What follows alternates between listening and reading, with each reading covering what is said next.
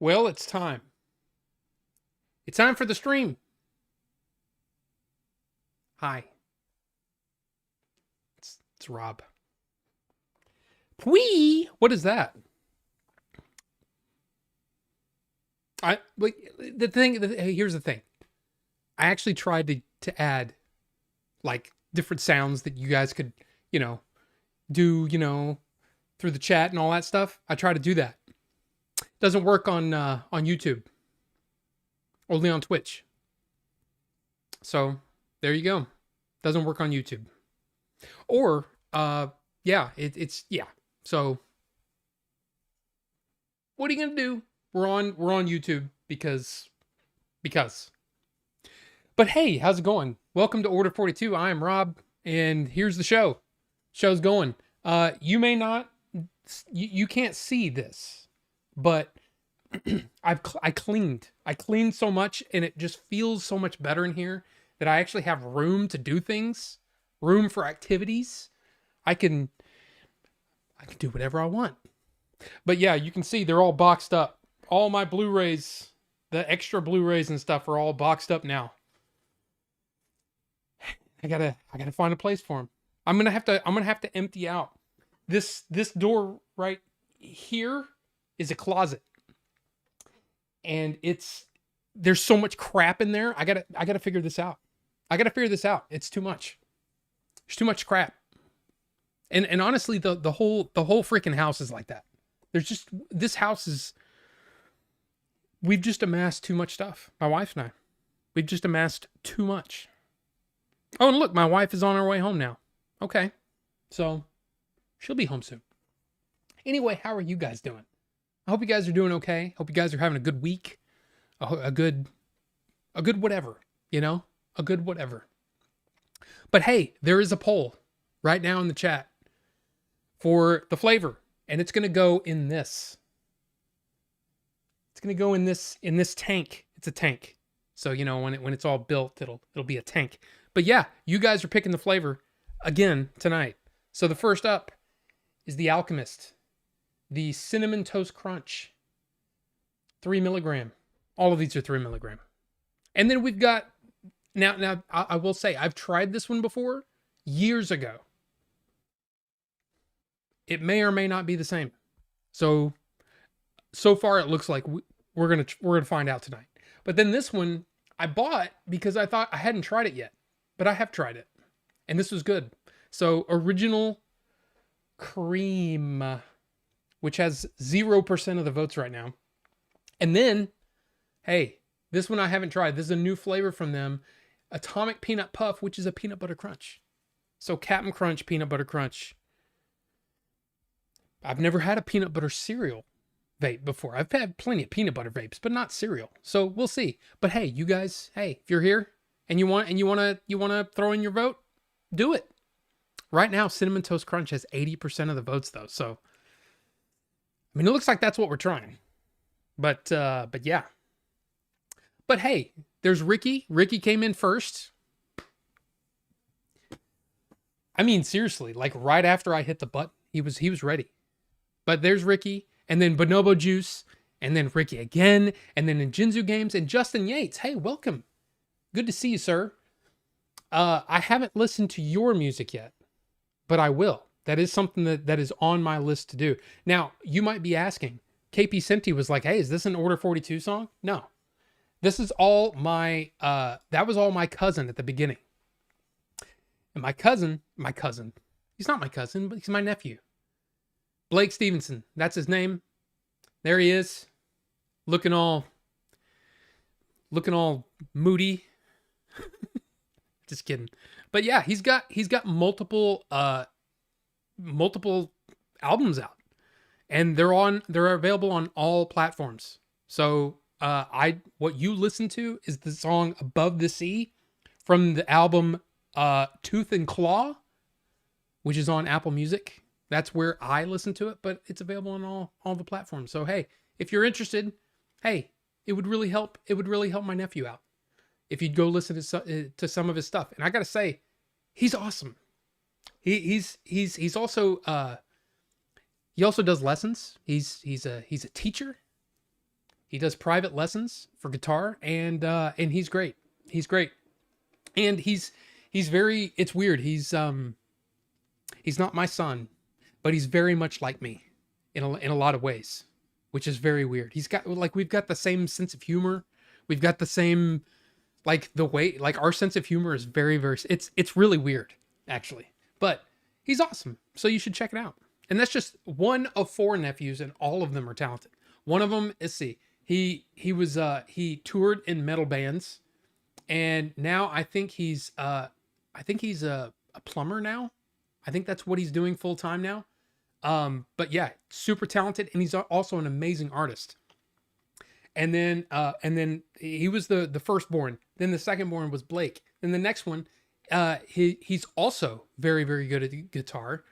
But he joined the Marines. He's in the Marines right now. And he's awesome. He's got a family, and man, he's doing well. And then the last one, the youngest one, just got engaged, and he is a high school band teacher. So they're all very musically inclined. The whole family.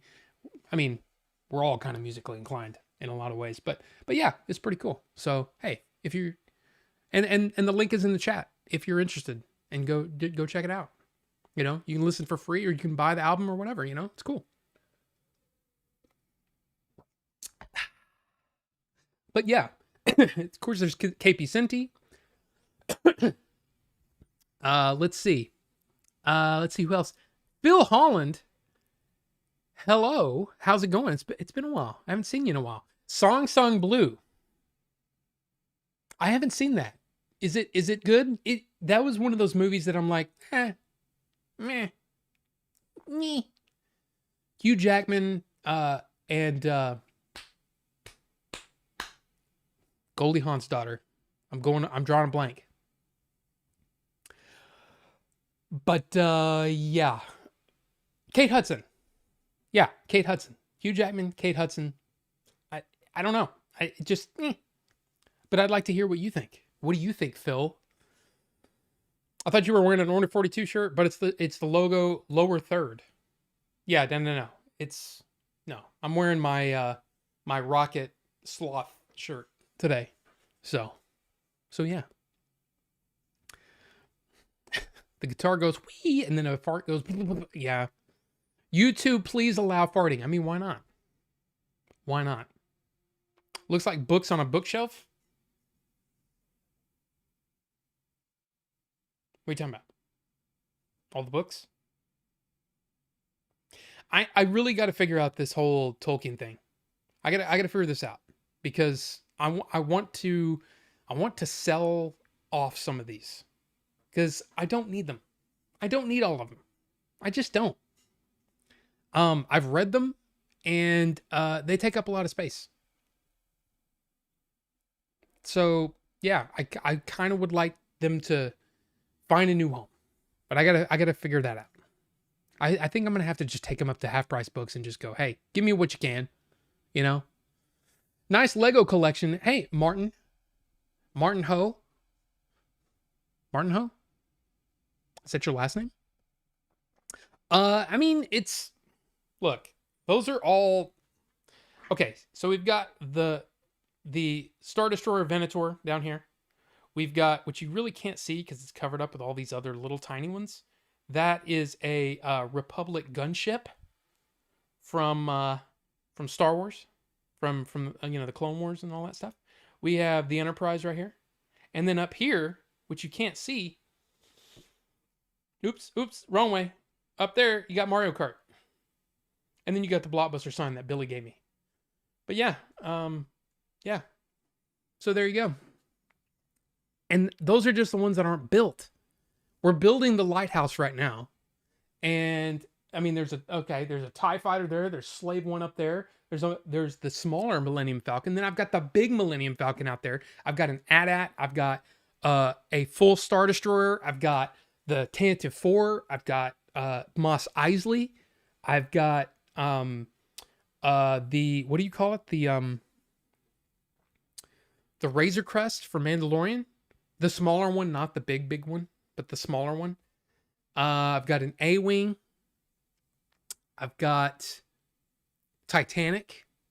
The Titanic Lego, which is insanely huge and awesome. What else is built? I think that's it. I've got a lot of them though.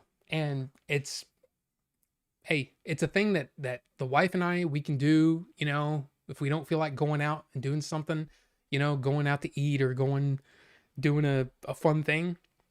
If we want to spend some time together, we'll sit down at the dining room table, freaking build some Lego. It's awesome. It's so much fun. It's so much fun. So, anyway, there you go. The door that's barricaded, no, the door that goes this way goes to the hallway. This door right here goes to the closet behind this. There's a door. It's a kind of at a 45-degree angle. 45 degrees. Anyway, that's the closet. And there's just a lot of stuff in there.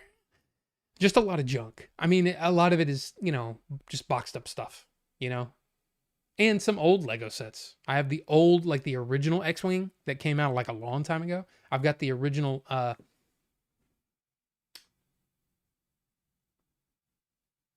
think I have, wait, do I have?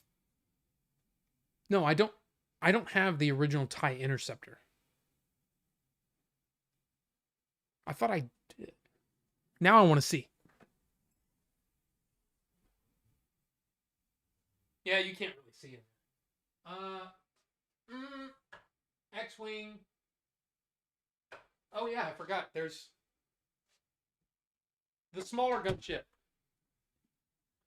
I have the smaller gunship up here too. I love the gunship. I think it's awesome.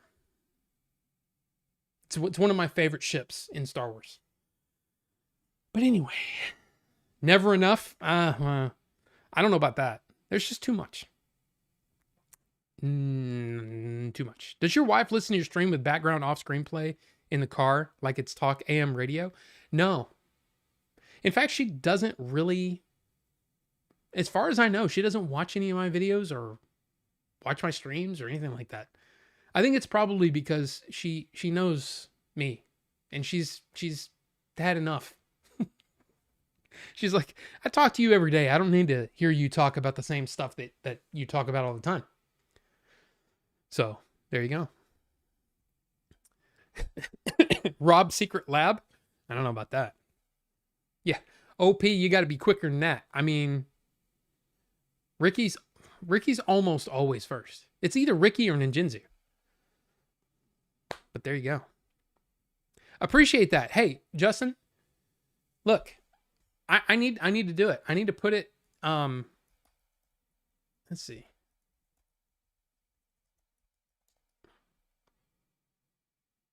Hold on. There it is. There's Justin Yates music right there. Tell Me Something Great is available now. Look at that. New album. In fact, I think KP Senti, didn't you get Justin's a couple of his CDs? But look at this. Justin Yates, he also has stuff available that you can listen to. I think that's cool. And as far as I'm concerned, we should all support each other. Where we can, we should all support each other.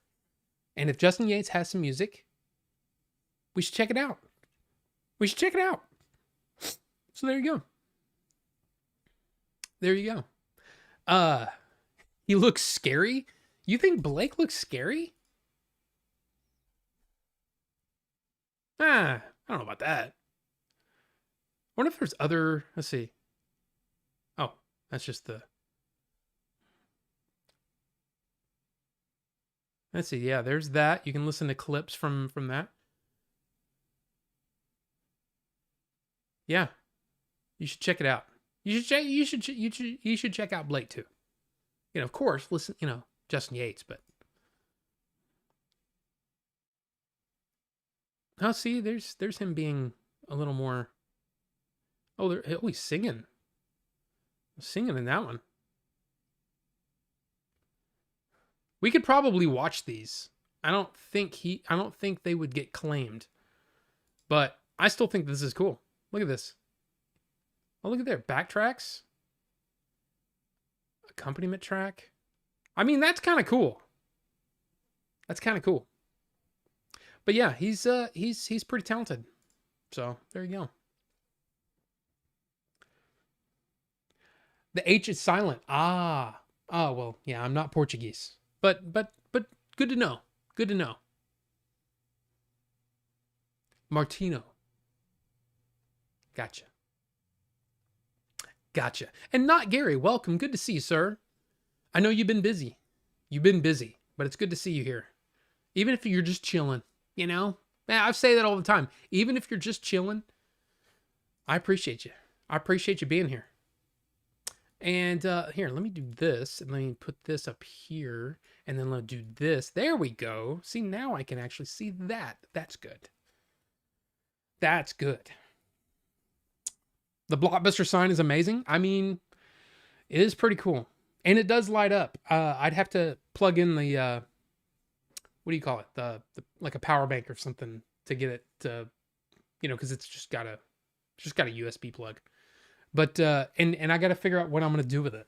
Like if I want it somewhere. Unfortunately, it's too wide to fit in one of these because that's what I wanted. And then what I thought was like I'd get some sort of thing where I don't know, like a flat piece that can go in here, like a flat piece of wood with a piece of wood that comes down like this, right? So it's supported, and then I can screw in the screw holes because it's wider than this, right? So it won't fit in between, but it can hang down maybe, you know? And I think that'd be cool. I just haven't built it. And the thing is my wife is very talented when it comes to the woodworking. So guess what? She could probably build something for me if I asked her to. I mean, if she wanted to be nice about it, you know. There you go. Great musical performances based on a true story. Nice little movie. Well, thank you, Phil. I mean, it's probably one that I will check out once it gets onto streaming. That's not one that I was like, ooh, I want to see that in the theater. I mean, I still haven't seen Marty Supreme. I still haven't seen, in fact, there's Marty Supreme, there's Hamnet, there's, what is it, Begonia? Is that what it's called? I want to see those three really bad. And of course, you know, a lot of them are up for awards and stuff like that. I also want to see that, what is it, is it called Sentimental Value? The one where, the other night on the Golden Globe, Stellan Skarsgård won Best Supporting Actor, which really surprised me. I was kind of thinking that Sean Penn would win for One Battle After Another, but he didn't. And not that I actually care, honestly, about that.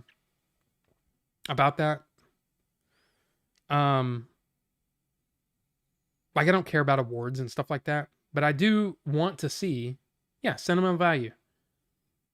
Yeah, God, it's a 97% Rotten Tomatoes. That's crazy. Wow. That's impressive. But yeah, I still want to see it. Let's see. Blockbuster sign is amazing. Is there a minifigure of Willem Dafoe in the lighthouse? It's not that lighthouse.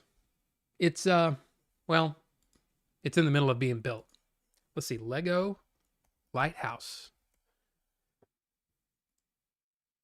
It's this one. It's this one. So it's kind of neat. Here, let me let's see. Let's move or get rid of my face. So yeah, it's got the it's got the house and the lighthouse thing, and then it's actually electronic. So the light, the light comes on and then it rotates.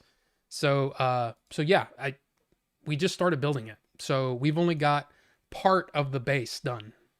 But yeah, it's pretty cool. It's pretty cool. I like that stuff. I like pretty much any Lego. I like building it. I may not always like it like when it's finished. I think that's the biggest, not the biggest problem, but one of the biggest problems about Lego is that the best part is the building. And then now you've got this thing and it's, some of them, like I said, the Star Wars stuff, it's cool. It's cool looking and all that stuff. And it's cool to display. But man, they took up a lot of room. A lot of room. So, yeah, but not that lighthouse. That would be kind of funny, though.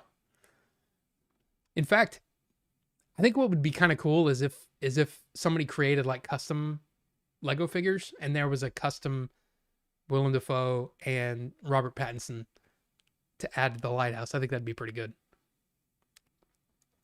Pretty good. Phil said, I have started reading Stephen King's Under the Dome. It's a beast of a book, Lord of the Rings size, if all books combined. Yes. Do I have that handy? I do not. But yeah, it's a thick boy. It's a thick boy, but I mean, so yeah, I do have. Well, I have so many copies of Lord of the Rings. It's stupid, but yeah, yeah, it's a thick. It's definitely a thick boy. Now, if you'll pardon me for just a minute, I'm gonna go say hi to my wife. What the heck is that?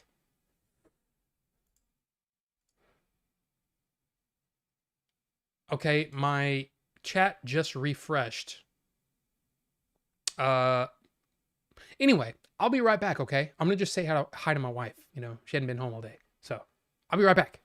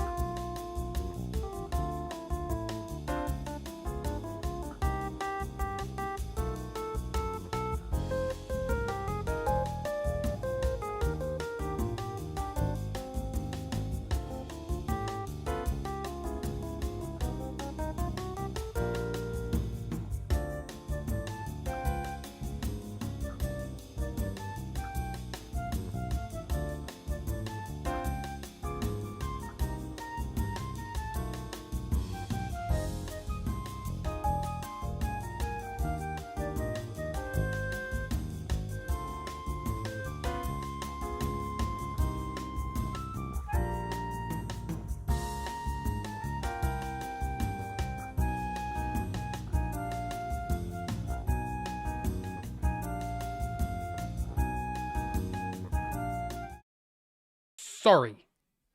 Hi. Hi. Never first in life. I got to be first for something. Well, Ricky, hey.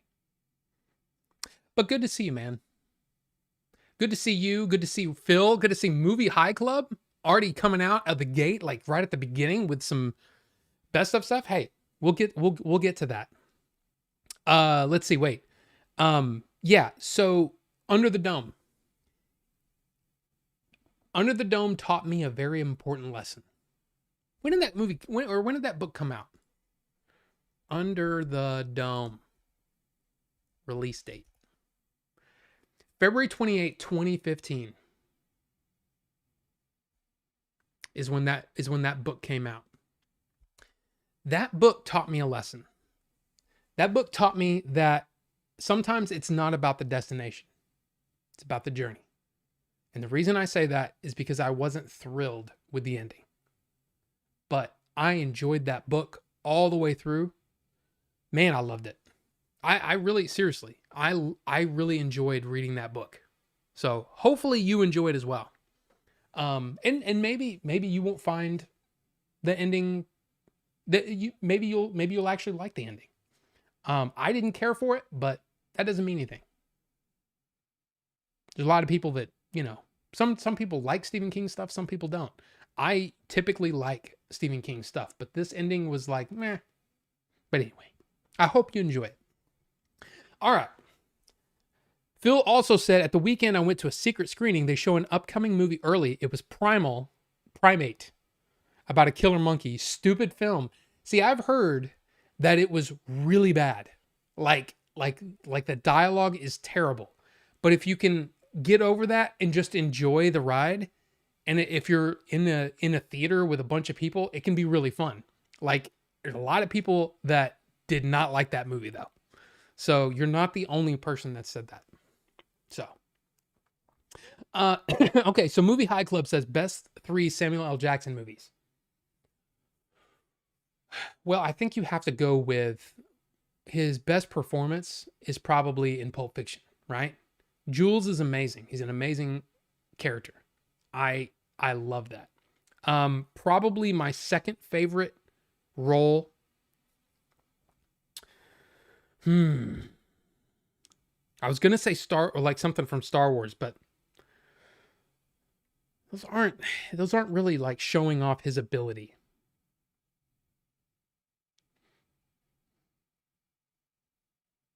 And you know what? I was really, really excited for Secret Invasion. You know, the Marvel series, and it was bad.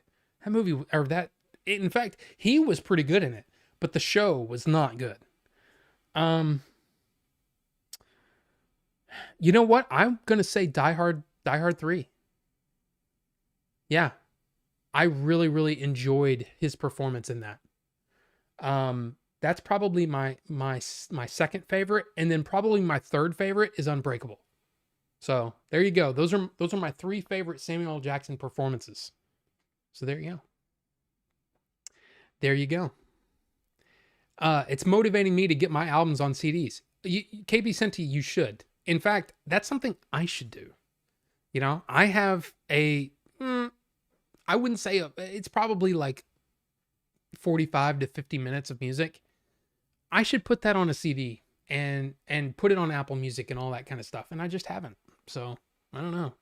Appreciate the plug, amigo. Thank you, Justin Yates. My pleasure, sir.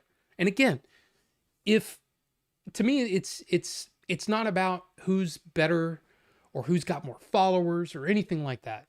If we're creators, we should support each other. It's the same reason why I said, you know what? I'll give a few bucks to freaking Chris Stuckman to make his movie. And this was before he, he went on to, well, number one, it went to millions, and then got picked up by Neon, and what's his name? Mike Flanagan executive produced it. I just thought, hey man, fellow YouTuber trying to make a movie, let's do it. And I will also say that at the end of this month, we've got Markiplier coming out with his movie, Iron Long. I'm excited about that. I want to see it.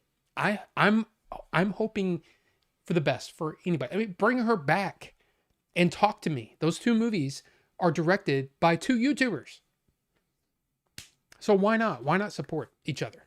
That's what I say. Yeah. You like the acoustic vibe, Ninjinzu? Hey, well, like I said, I need to freaking try it. I need to give it a shot. Chodes for life? I mean, sure. I've never really considered myself, I helped the Game Chasers. I wasn't part of the Game Chasers. If that makes sense. I'm just helping out. That's the way that I always looked at it. But hey, I appreciate it. Still waiting for the Order 42 show original soundtrack CD. Maybe me and Dave can release our stuff together. Blake looks like Rob and Axl Rose had a child. I don't know about that, but I mean, we are related. So, best 3 Kurt Russell movies. Well, number 1 is Big Trouble in Little China. No question, no doubt in my mind. That's just my favorite. Okay. Probably number 2 would be The Thing. And then probably number 3, let's see, Kurt Russell. I mean, of course there's Escape from New York, but I had just recently saw that. It's not what I think of when I think of Kurt Russell.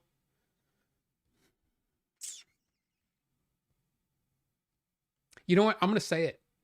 And again, it's more about performance than anything, right? I'm going to say Death Proof because I loved him in that role.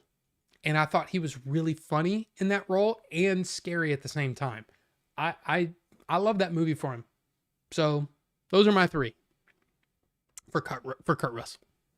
Grim Raider, how's it going? Did I watch Marty Supreme? Not. No, I didn't. No, I haven't seen it yet. And it's mainly because I'm still getting over this mess. I will say that I did go and see Labyrinth, the re-release of Labyrinth last Thursday night.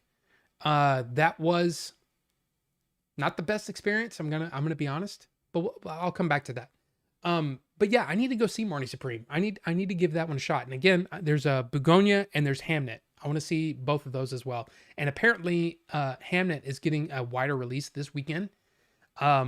It's apparently very, very emotional, very sad. So it's not going to be something that like my wife is going to want to go see. Begonia and Marty, all those movies, they're not movies that April wants to see. But I want to see those because I want to at least know, you know. And again, I don't typically care about awards, but those are movies that intrigue me. I mean, the fact that Hamnet, you know, is at least tangentially about Shakespeare, I want to see it because I'm a Shakespeare nut. I love it. I love it. Yeah. So you wanted to hate it, but damn, it was good. And then Phil said he's seen it twice. That's I need to give it a shot. I'm sorry. I'm gonna have to be right back. I gotta go blow my nose real quick because I feel like I'm about to sneeze and it's really bugging me. So I'll be right back.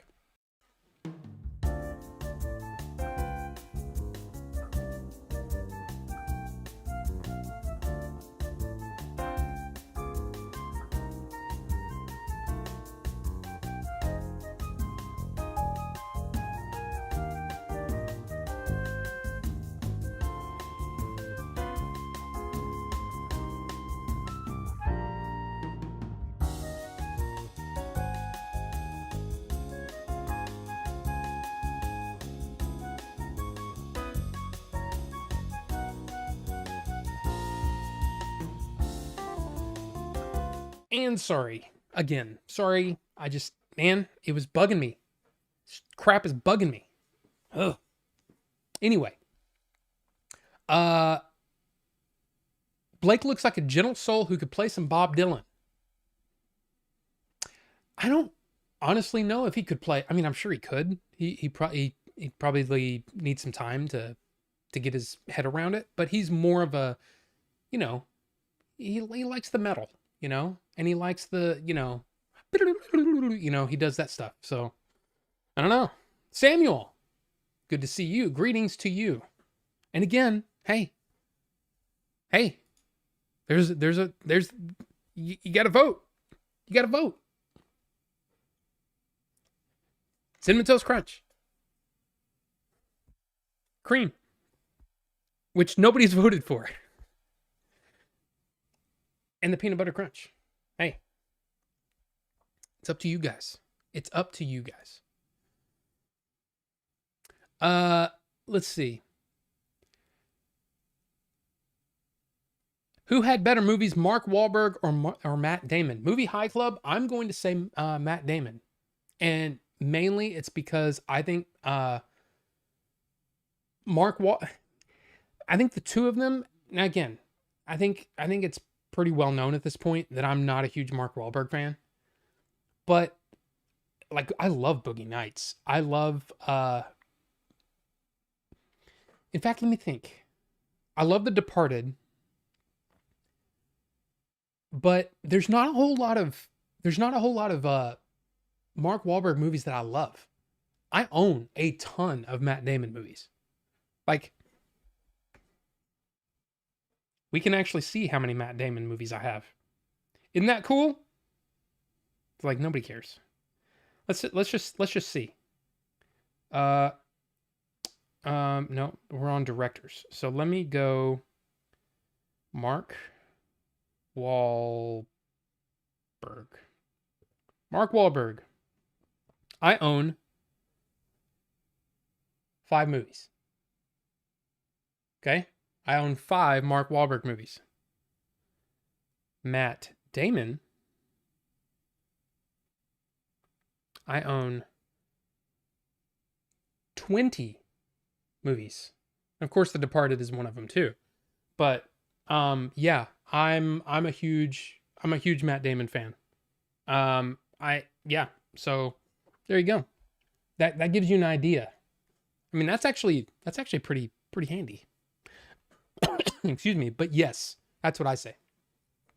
As a previous Blockbuster employee like yourself, I appreciate the sign. I think the sign's pretty cool. In fact, that's probably how I should frame it. At least have it up there. I mean, it gives you a little more, I mean, there's a little more space here, and that's fine. There you go. A little bit more Blockbuster. Yeah. I scored Game Chaser Season 3 on DVD this week. Got the map with it too. I'm always blown away by the DVD extras. It's awesome. Justin, yes. The thing about Billy is he was amazing about giving you a bang for your buck.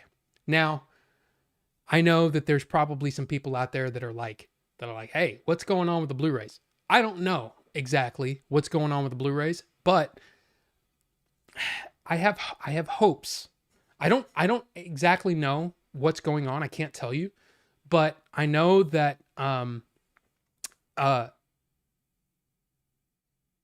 seasons 1, 4, and 5 are there. 2 and 3 we got to find, and we've got to figure out if he's already done all the menus and all that kind of stuff. So I'm hoping that is something that we can get together. And I say something that they can put together. And that's something that we whatever, got to figure out. But yeah, he loved that. And he loved giving, bang for your buck. I mean, the Adventures in Game Chasing Blu-ray is packed with stuff. And what's crazy is the Blu-ray itself is packed with the movie on it. It's packed. But then there's the bonus disc as well. If you had the bonus disc, there's so much stuff on there too. So yeah, I mean, I always appreciated, that's something that I appreciated about the whole thing. Even if I can sit here and honestly say the Game Chasers wasn't for me. You know what I mean? It wasn't my area of interest. You know what I'm saying? Retro gaming is just not my thing. But, I was a fan of those guys because, they're my friends. So, there you go.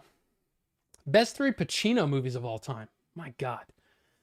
Probably Godfather, then Heat, then...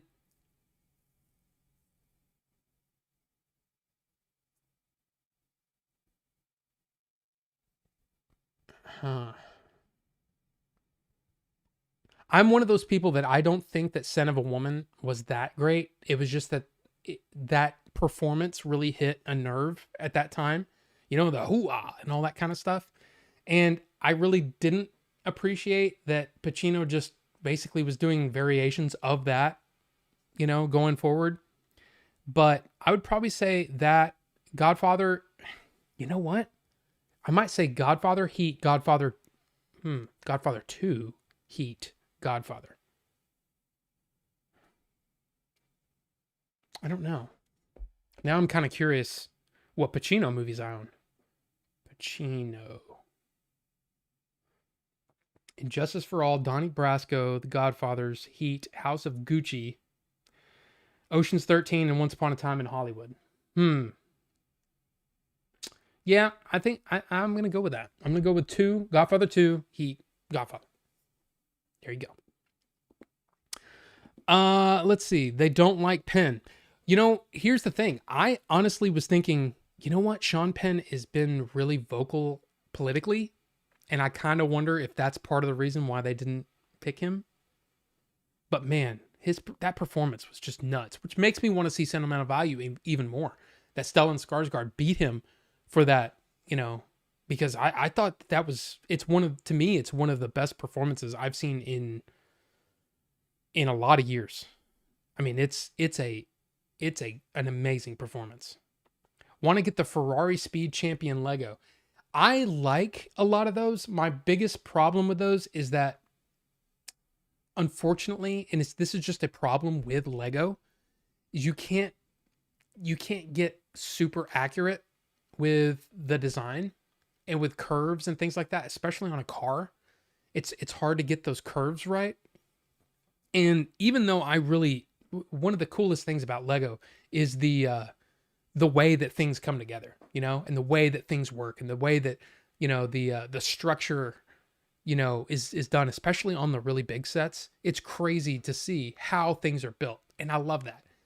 But yeah, I think that's my biggest problem with the cars. And that's why I wanted for the longest time, I really considered getting the tumbler from the Dark Knight and the Dark Knight Rises. Batman's Batmobile, basically, from the Christopher Nolan movies, is because it's very angular. And I think that would work better in Lego than, say, the original Batmobile and stuff like that. But, honestly, it would be cool to have all of them, But yeah, the cars are cool, but it's just not exactly my thing. And also considering that my wife doesn't give a crap about them, yeah, it's a harder sell. You know what I mean? So, 3 movie box sets you wish you had. The one that comes to my mind immediately is let me see, it's the Second Sight Dawn of the Dead set, the limited edition set. Yeah. $416 on Amazon. $416. But that's one of the sets that, and here's the thing, I'm not even sure I've seen that movie all the way through. It's just a cool set. And I love Second Sight. Their sets are insanely cool. I mean, I've shown them off many, many times. They're awesome. But that's probably one of the main ones that I would like to own. Unfortunately, I'm not spending $416 on one. Other than that,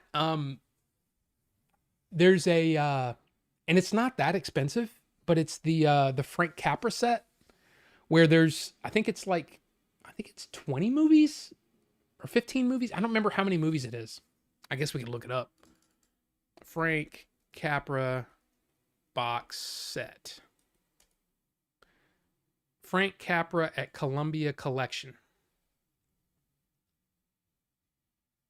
Yeah. This set is really cool. 20 of his films, and not all of them are in 4K. All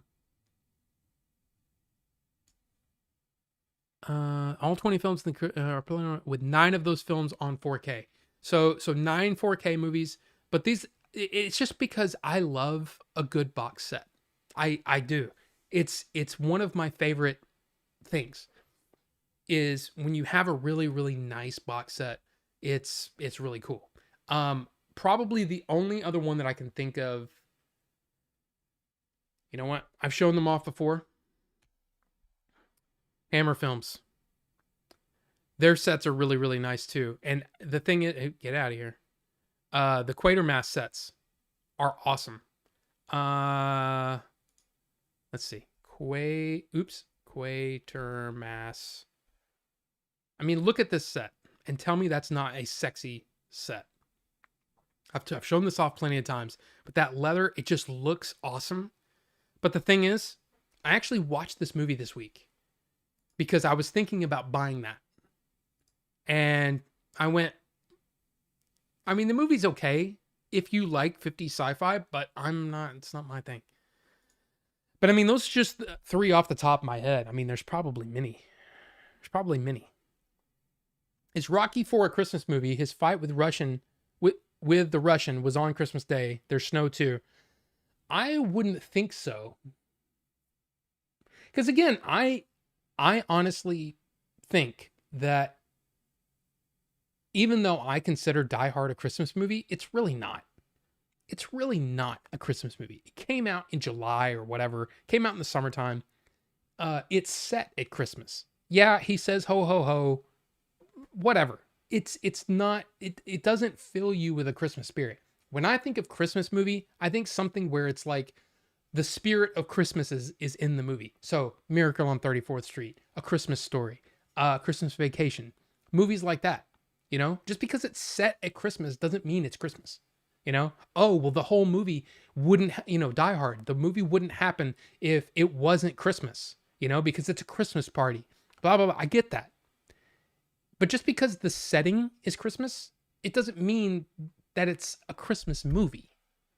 But you know what? Whatever, but I don't, honestly, I don't even remember Rocky IV. I mean, I've seen it years ago, but I'm not a Rocky guy.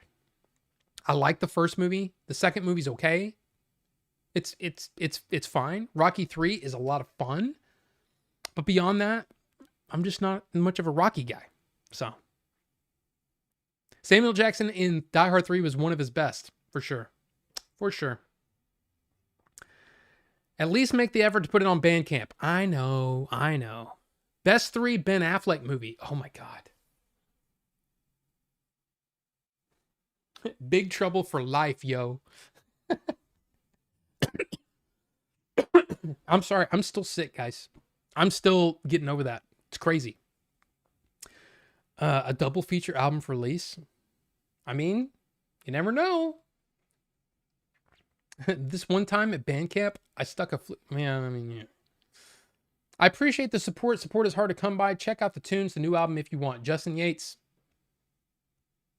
I'm definitely going to do that. Like I said, it's the absolute least I can do is talk about it on stream. I mean, it's not like I have, a ton of viewers or whatever, but it's again, it's supporting a fellow creator. I mean, why wouldn't I do that? Oh, maybe, I don't know. Okay, 3 Ben Affleck movies. I'm going for performance here. I love him in Dogma. Okay.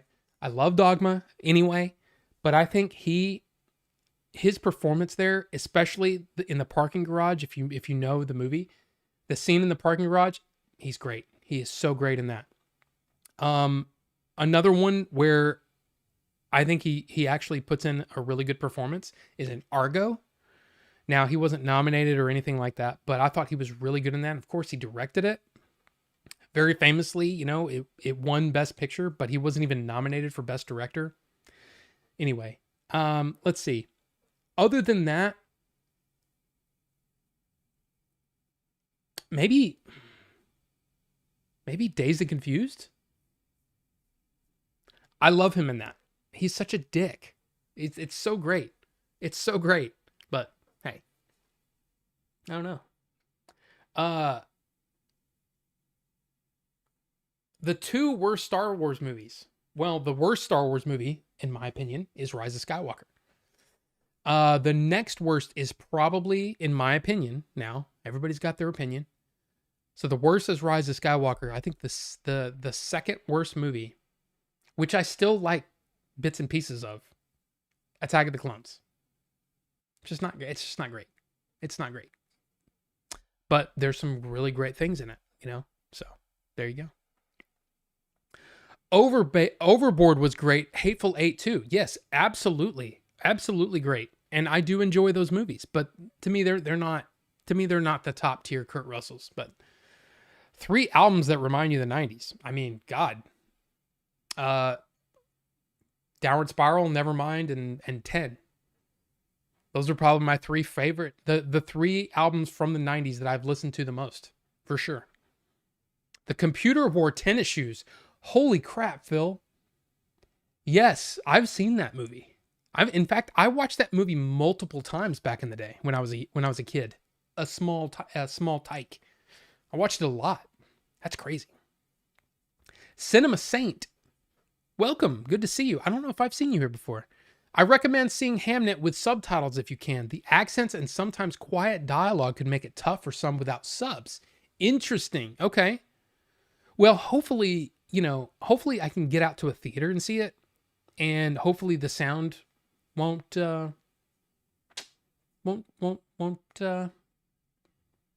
that bad. But that's actually a really good call out. Thank you, Cinema Saint, because I'm a habitual subtitle user even on movies I've seen multiple times. Unless it's a more visual movie, like if it's a Star Wars movie, I don't really care. I know those movies pretty much backwards and forwards either, or anyway. But I don't know. That's definitely a good call out. Boogaloo deloo deloo. Hot licks. The Departed. Yes, Bonobo Juice, for sure. What's that app you're using to track your films? It is called CLZ Movies. I'm actually going to do probably next week. I'm going to do a video on that because I think it's number one. It's kind of cool. I've said many times that I think you can learn a lot about a person by the movies that they own or the movies they choose to own. That's not always the case these days with, people streaming a lot of things. And some people just don't buy movies at all, whether it's digital or physical or whatever. But that's what I've always said. So I want to show off my collection through that app and just see how that goes. And Phil, what's cool is, let me see if I can do this. Is it this? Yes. And this. And this. I have to log in here.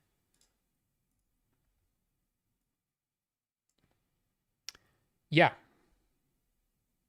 So here's my collection.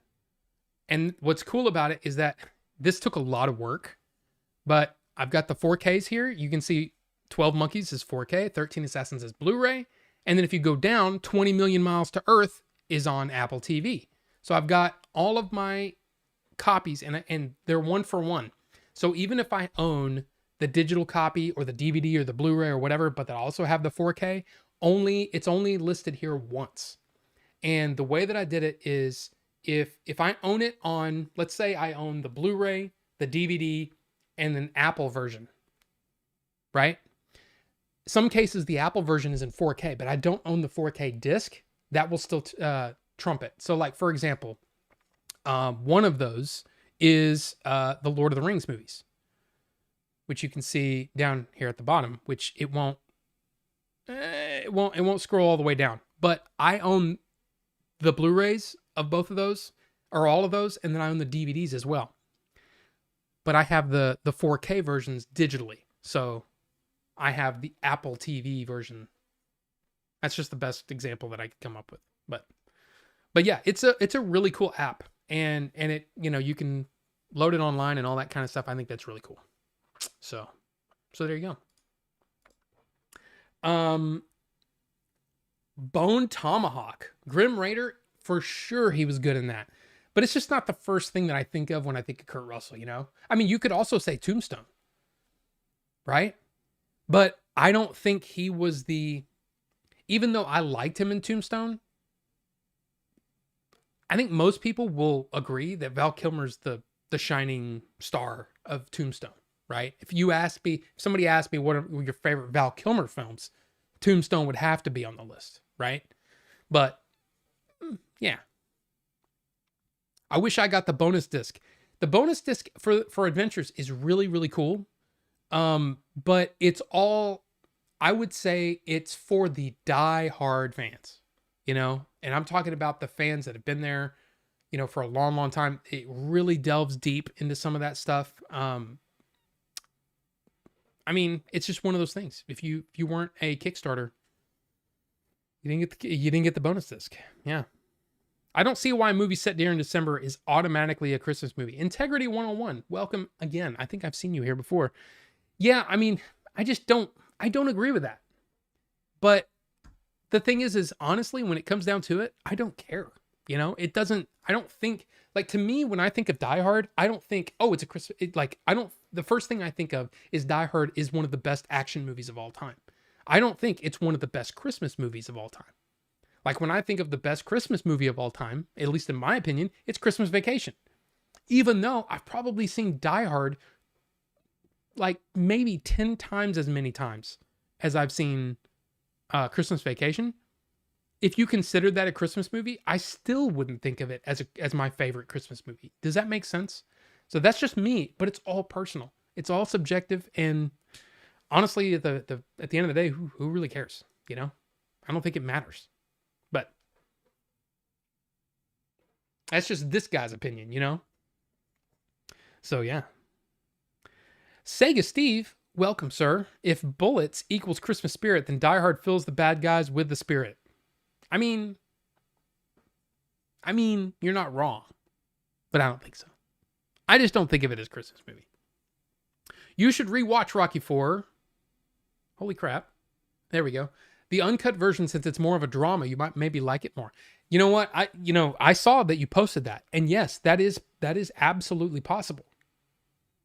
But I just it's kind of like, here's the thing. It's kind of like the fan edits.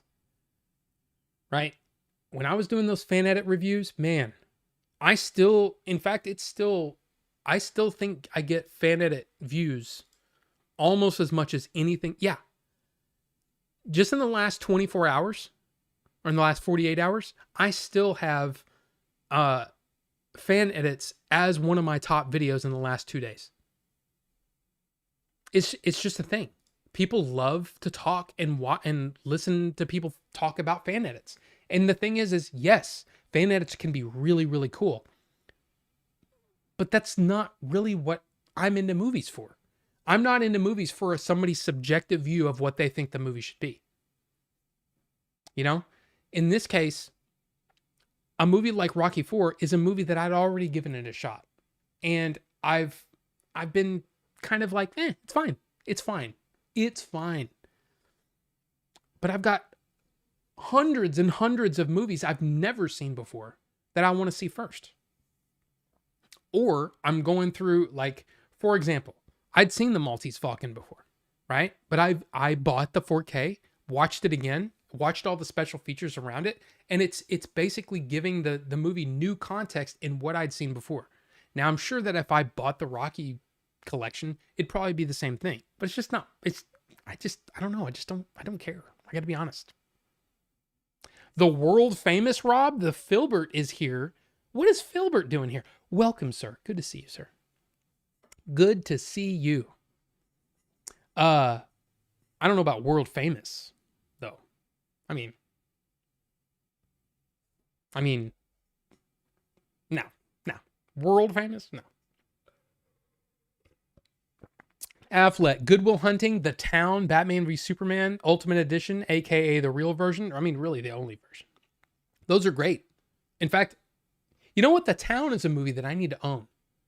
I enjoyed that movie. He directed that one too. And it's got Jeremy Renner in it. I actually really like that movie. Good Will Hunting. You want to talk about a movie that deserves a 4K treatment?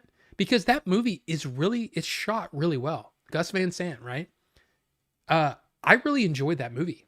And I've told this story before, but I got to see that movie before its theatrical release. I saw a limited run where they were doing it in more of the independent houses.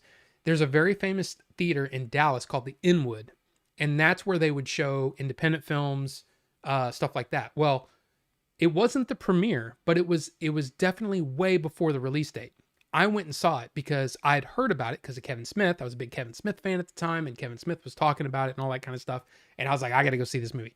So me and I think a couple of friends went and saw it. I can't remember exactly who went with me, but I remember seeing it and then going, holy crap, this movie was so good. It was such a good movie.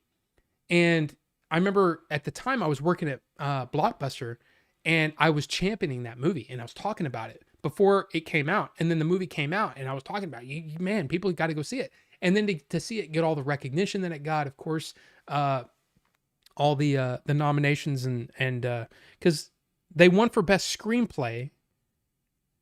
And I think that was it.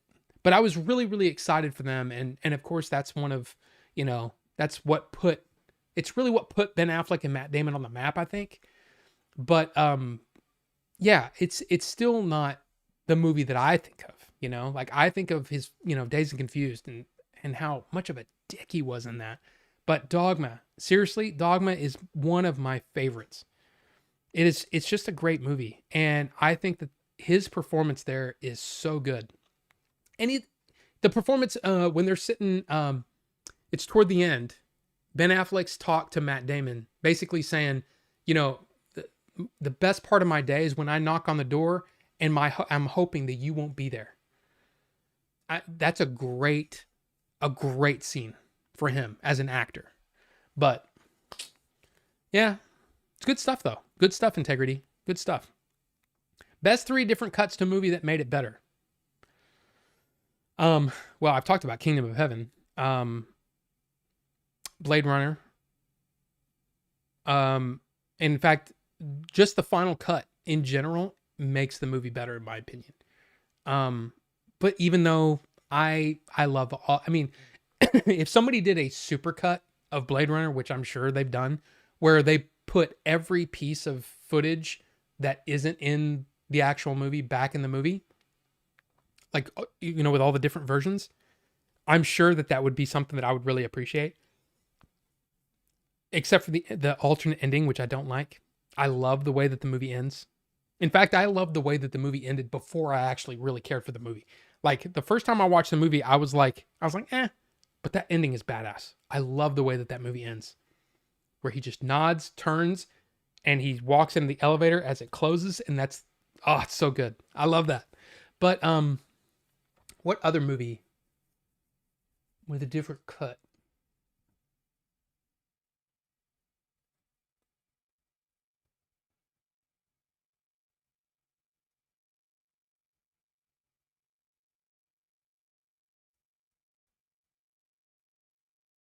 Hmm.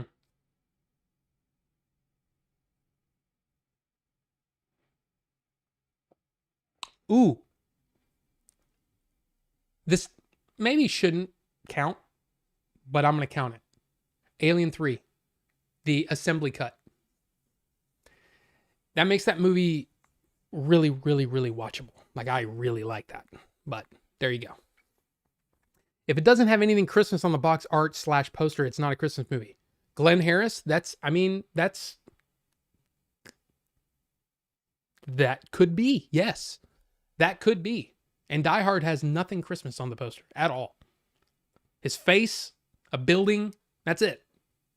And an explosion, I think. Isn't it the scene with the, let's see, Die Hard poster. Yeah, that's the original poster right there. 40 stories of sheer adventure. Nothing to do with Christmas.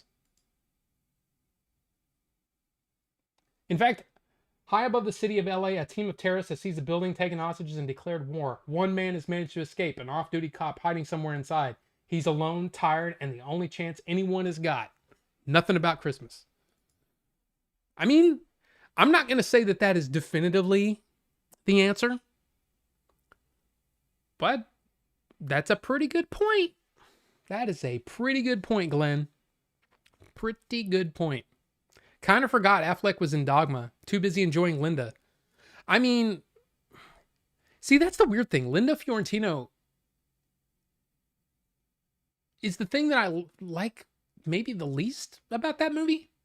I will say that I think Chris Rock's performance is a little too comedian instead of actor, but Filbert, this is the world famous Rob indeed. I don't know about that.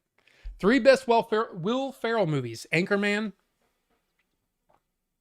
Anchorman is my favorite Will Ferrell movie. I'm going to say, this is going to be, not everybody's going to agree with this. Probably Anchorman, Talladega Nights, and Elf. Those are my favorites, but that's just me. Rocky IV Director's Cut surprised me. I thought it was going to be an extended cut with 30 extra minutes, but instead he swapped out half the movie. Half the movie is new. I mean, that's definitely cool. Smash Mouth All-Star Lounge is peak 90s. Wow. I mean, look, that's not bad. And that's definitely a like when you think of the 90s, you definitely think of that. Devon Sawa movies.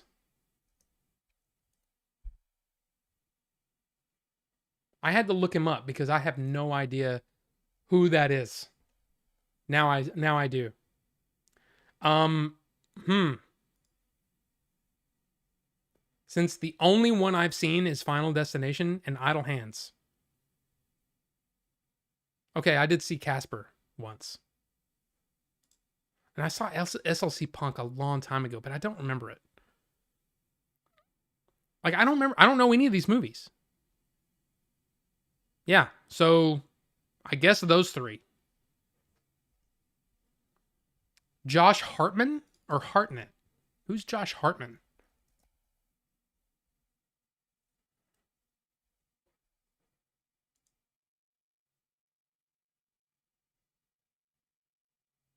Josh Hartman.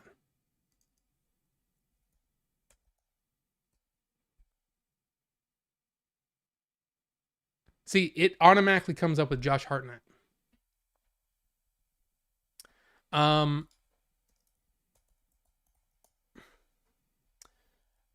not Trap, because I hated that movie. I'm gonna have to go back. God, man, I haven't seen a lot of these. Oh, I forgot he was in Sin City. I really like Sin City. He was actually pretty good in Hollywood Homicide too. He was great in Oppenheimer. The small bit. Lucky Number 11. He's pretty good in that. Black Hawk Down. That's my number one for sure. No question. Black Hawk Down. I saw The Faculty once when it came out, but I don't remember it at all. Pearl Harbor's not great. I'm just gonna go Black Hawk Down and yeah, maybe Hollywood Homicide and then Oppenheimer. I mean, that's the best I could do on that. All right, Movie High Club. I'm gonna have to cut you off for a bit because holy crap, you got me thinking here. There's too many. Top 3 favorite fighting movies. Rufus the Red. Hello, good to see you, sir. Because we got to get into the upcoming 2026 movies. The favorite fighting movies, definitely number one is for me is Fist of Legend, followed by Enter the Dragon, and then probably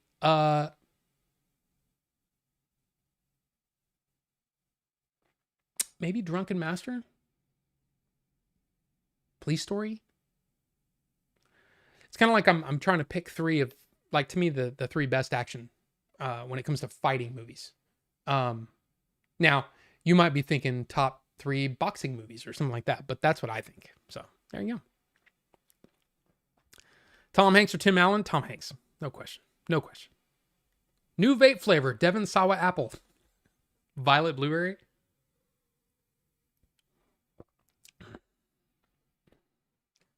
Wow, so I'm not a diehard fan. I see how it is. I'll have you know I'm the biggest fan ever. Well, KP Senti, I'm not sure that you've been a fan long enough to be considered in like the top Gape Chasers fans. You may, you met them, you hung out with them for a little bit. But yeah, I don't know. All I'm trying to say is I think that that content that's on that disc is really, it's really digging deep into the making of that movie. And I think most people who just bought the Blu-ray wouldn't care. But the Kickstarters, yeah, that's why he did it that way. My top 3 Kurt Russell performances have to be Jack Burton, Snake Plissken, and McCready. Yeah. There you go. And that's understandable. But you have to understand, Escape from New York is not a movie that I've known very long. Like, I want to get that in 4K when it comes out, and hopefully they do a really nice HDR grade to where the darks aren't so, there's a lot of that movie that's so dark that you can barely tell what's going on. But I would like to have that one in 4K for sure. There's Cosmo saying Kurt Russell is one of my top 3 Russells, George Russell and then Jack Russell Terrier. I mean, I gotta be honest, man, that sounds like a Bucho comment, but I will allow it because that's pretty good. Fan edits are essential with some franchises. I love Superman 2, but I'll never watch the Blu-rays again. The studio refuses to properly fix the film, so fans did. My season my Superman 2 Blu-rays are obsolete. Integrity, I totally understand that. I totally get that. But I still, it's still subjective. It's still a subjective thing, you know? And that's why I like having now I'm not a huge fan of the Superman movies. I have them on DVD. That's fine. In fact, I have Superman the movie in 4K on my dad's account, which is shared with me. So I'm fine with watching it over there if I want to watch it. Superman 2 and the rest of them, I don't really care. I don't really care. But I totally get what you're saying. And what you're saying is valid because there are definite situations where the fans have done a better job at restoring a movie or, keeping the integrity of a movie than the studios in some cases. Star Wars being probably the most famous, right? Because there's the original editions out there. I almost feel bad for fans of Christopher Reeve Superman that are unaware of all the great fan edits, fan fixes. I mean, that's true, but I get what you're saying. Batman Forever, many fans want the Schumacher cut released, but are completely unaware that you can get pretty close to the Schumacher cut by watching Batman Forever virtual work print. Absolutely. Absolutely. But I think if you're a huge fan like that, you probably already have seen that or have seen a fan edit of the, I don't know, maybe I'm giving too much credit, but some fan edits are terrible. Some have unnecessary changes, but some are just restoring the film to what the director intended or making obvious fixes. Love some fan edits. Integrity, absolutely. I'm not against fan edits at all, but it's part of the reason why I quit reviewing them because a lot of people are cutting their teeth at editing by doing a fan edit, which I think is awesome. I think it's cool, and it's a cool way to help support each other and help people grow and all that kind of stuff. I think that's awesome. But for me to sit there and go, well, this one sucks, or this one's not good, or whatever, I don't want to do that because I don't want to dissuade them from trying again. I also think that it's an incredibly subjective thing. And for me to sit there and go, I like this one better, when it's really a matter of what deleted scene did they take out or leave in? What did they cut out or leave in? You know what I mean? It's still so subjective. It's interesting to talk about them, but not to review them. That's why I stopped reviewing them. So, Die Hard is always going to be a Christmas movie to me. See? And that's the thing. If you look at it that way, and it's to you, it's a subjective thing, then yeah. Because especially if you like to you, Christmas equals watching Die Hard, the Christmas season. Who's to say that you're wrong?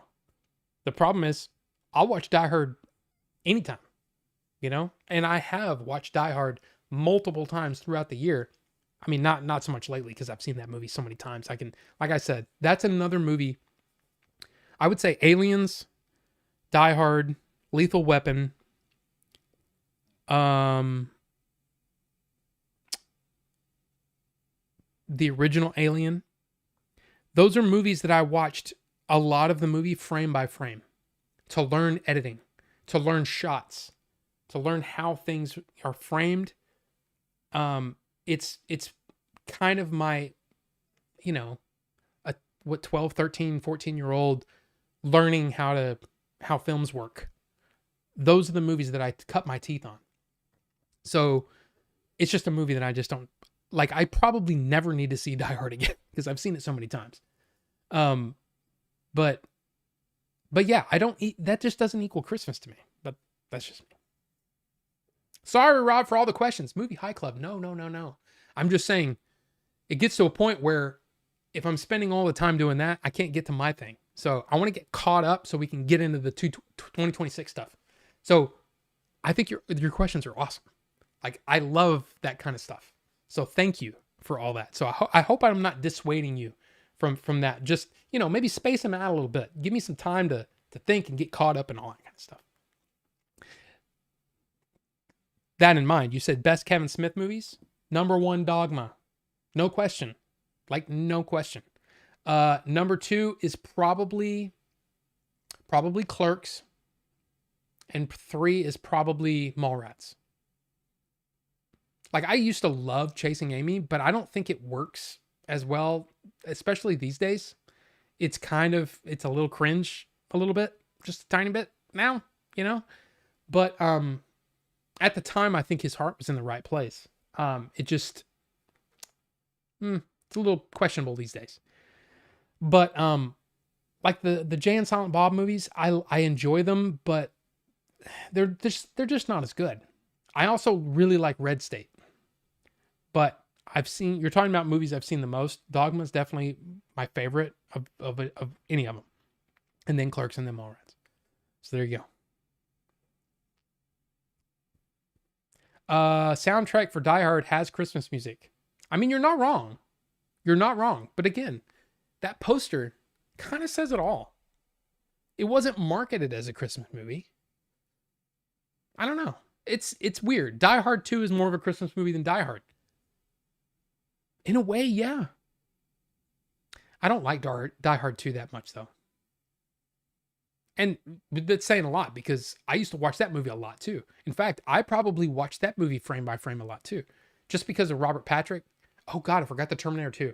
I watched Terminator 2, Terminator and Terminator 2 frame by frame as well. So I learned from some of the best, you know? Richard Donner, John McTiernan, Predator. I watched that one a lot, frame by frame. And James Cameron and Ridley. A lot.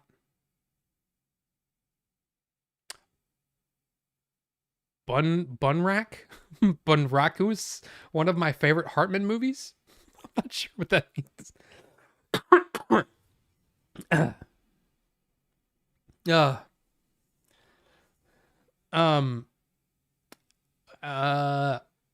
When I think of Christmas, I think of Christmas trees, presents, happy times, Santa Claus, not Bruce Willis shooting bad guys. Love Die Hard, but I don't get the Christmas thing. Everybody's different. And like I said, some people just say, hey, it's got Christmas trees in it. It's a way to watch a Christmas movie without having to watch a Christmas movie. You know what I mean? And I think that's part of it is people don't like the feelies and all that kind of stuff that come with a lot of Christmas movies. So that's a way for them to watch an action movie at Christmas time, which I also understand, but it's just not the same. One cut that made a really positive difference was the director's cut of Highlander. Sega Steve, Highlander is a movie that I've never seen. I've never seen it. I've seen bits and pieces over the years, but I've never seen it. I mean, what we probably need to do is I probably need to go ahead and set up a thing to where we can vote on the next movie. But that's to do a watch along thing with the members. But that is a movie I've never seen. So yeah, I need to check that out. I need to get my hands on that bonus disc. I became an instant fan the night after I met them. It was like, wow, I just saw them hours ago. I was missing out. I mean, that's the thing. You know, I think a lot of people that come across the Game Chasers, especially late now, they're probably like, wow, man, this is a really, really good show.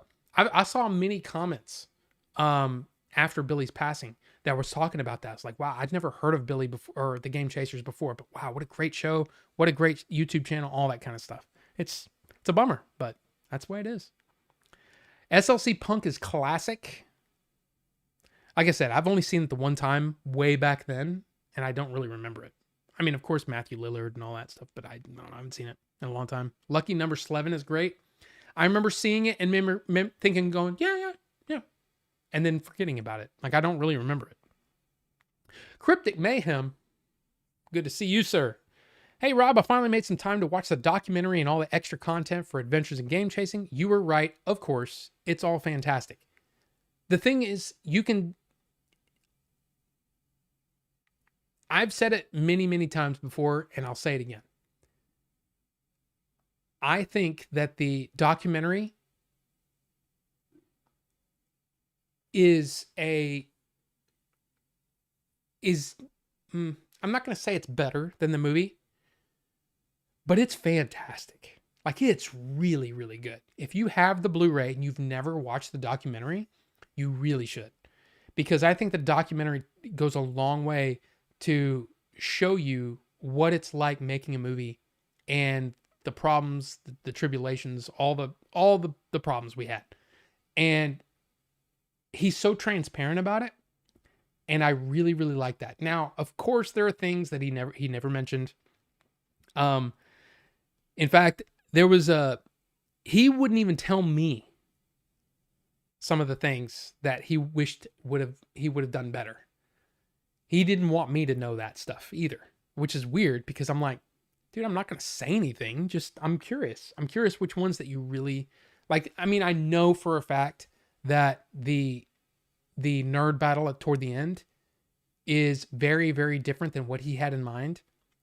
He hated the fact that we couldn't use, I mean, of course we were able to get it in the reshoots, but I mean, he was so upset when we couldn't use the torches in the basement, right? But it wasn't a basement, it was an attic, where we were shooting it originally. And I don't even remember if any of that footage made it onto the Blu-rays.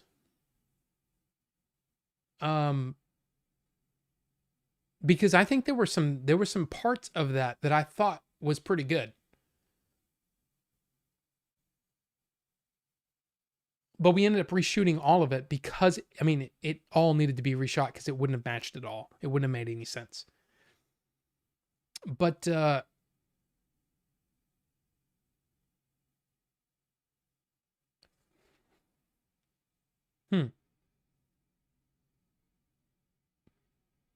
hey, you get me thinking. You got me thinking about all the great stuff on there. But yes, I think it's amazing, and I think it's worth the price of the Blu-ray for sure. If you can get the official Blu-ray, not the I say that, not the official Blu-ray, but the Blu-ray that Billy put together. Because that documentary is fantastic. Criticizing fan edits can feel weird because, like, the editor is another fan like you, unlike criticizing the film itself, since there's a bit more separation. Absolutely. But even then, that's the thing. Even then, I still think that I think people are a little too harsh on some movies. Like, even my bad reviews, like movies that I think are bad, I try to show the positive as well. I try not to be so, like, I don't want to beat anybody down. But like Mickey 17 is probably the movie, since I started this channel, is the movie that I watched that I was most disappointed by. But even that, there's some good performances in it. It's just, I think they lost their way making that movie. So it's really weird. It's really weird too, because like I said, the fan edits, I don't want to criticize somebody's, editing ability. But even when it comes to regular movies, it's hard for me to do that because I know how hard it is to make a movie, and mine is just one opinion. So, I don't know. Rob is like that teacher in school you ask fun questions about their life so they would waste time and you don't get homework. I mean, that would definitely be me if I was a teacher, for sure. Speaking of Dogma, did you see when Kevin was on the local news shitting on the movie? Interviewer didn't catch on who he was. Yes, it's one of my favorite things about the whole thing is the Dogma is dog shit. It's so funny. It's even his picketing sign was better than everybody else's. But anyway,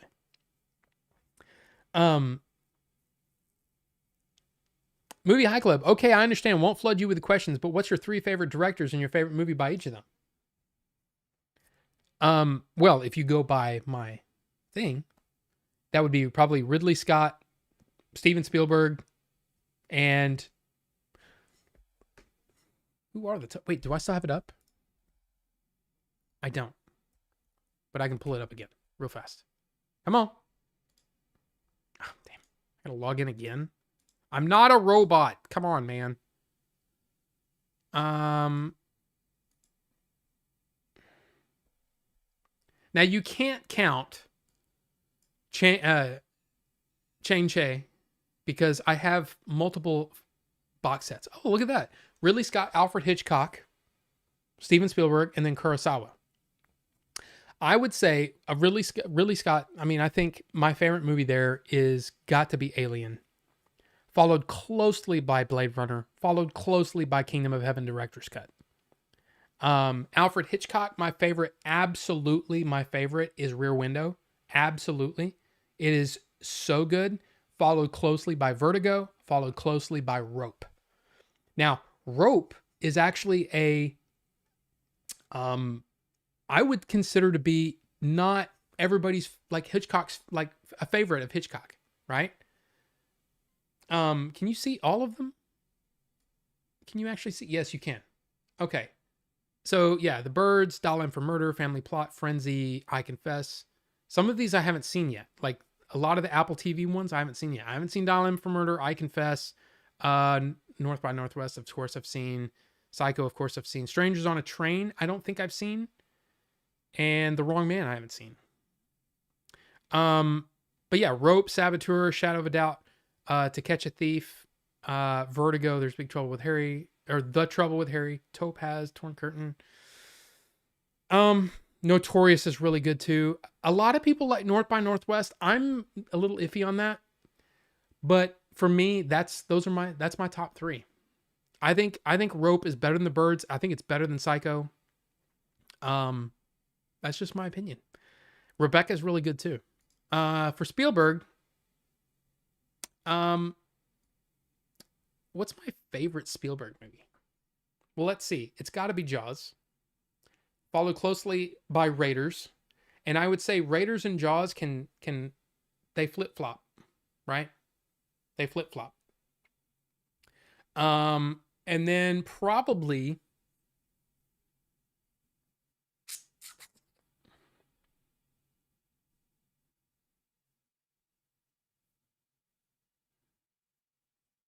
gosh, that's tough. That's really, really tough.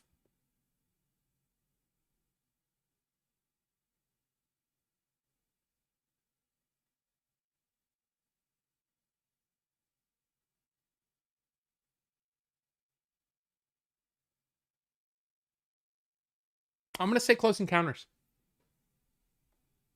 So those are my top three of each of those. So take that. I don't know what I'm saying. I'm just gonna leave that up because I keep going back to it, so I'll just leave it up. Um, what's the most annoying question you get in the chat? I don't really. The weird thing is I don't think there is an annoying question. I don't really get annoyed with questions, especially people who are deciding to come and hang out with me. Why would I? No Coen brothers on your list? Oh no, there's plenty of Coen brothers. Oh, for sure, there's Coen brothers. Uh, it's just I don't own a whole lot of theirs. Let's see. Well, I have to do just Ethan Coen. Is Yeah, I think those are the same. Yeah. So those are my Coen brothers movies that I own.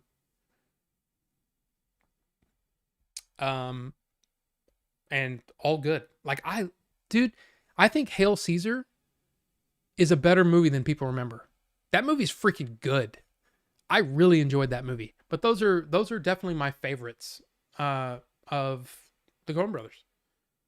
For sure. So there you go. Jody B, what's going on? RoboDoc is the best film documentary I've seen. It's 2 hours and it's more entertaining than all the RoboCop sequels combined. More dead franchises need to make 2-hour docs. I mean, look, I'm going to agree with that. I think that is a fantastic documentary. Fantastic. And especially if you're a fan. And yeah, I own that too. For sure. It's fantastic. If you haven't seen RoboDoc and you're a fan of RoboCop, you need to see it. You need to see it. It's great. Rather than pumping out poor sequels. But see, that's the thing though, is that they can definitely make more money from a sequel than they will off of a documentary off the making of a movie. It's just not the thing. And this isn't an official release. This wasn't something that, Orion Pictures, whoever owns Orion now, it's not something that they put out. It's MGM now, isn't it? Doesn't MGM own RoboCop? I think it does. I think it's MGM or Amazon now. But yeah, they're not gonna pony up the dough to make a documentary when they could just crank out another movie, a reboot or whatever, and probably make more money that way. But anyway, I watched a recap of Mickey 17 last night. It looks really good. I don't watch movies often, but I do spoil them often with recaps when they look interesting. Yeah, unfortunately, Mickey 17 just did not come together. And again, it becomes an exercise in, can I sit here and listen to this man preach to me instead of actually, paying attention to the story and making the story interesting? No, the goal of that movie was to try to preach to you. And it stopped becoming about it stopped being about the story, and that's what really irritated me about it. It was so irritating. Two movies that has the best special features that was included on a movie release might have been better than the movie. Is that what you're saying? I think many people would probably agree. The people that don't like Blade Runner could watch the Dangerous Days documentary that's on the 4Ks and the Blu-rays and all that stuff and say, yeah, that's actually better than the movie. One of the ones that I think many people would probably say the same thing, even if they don't like the movie, the story of Citizen Kane is absolutely fantastic. And it got me more interested in the movie. And then I watched the movie again, this time with Roger Ebert's commentary, and appreciated the movie on another level.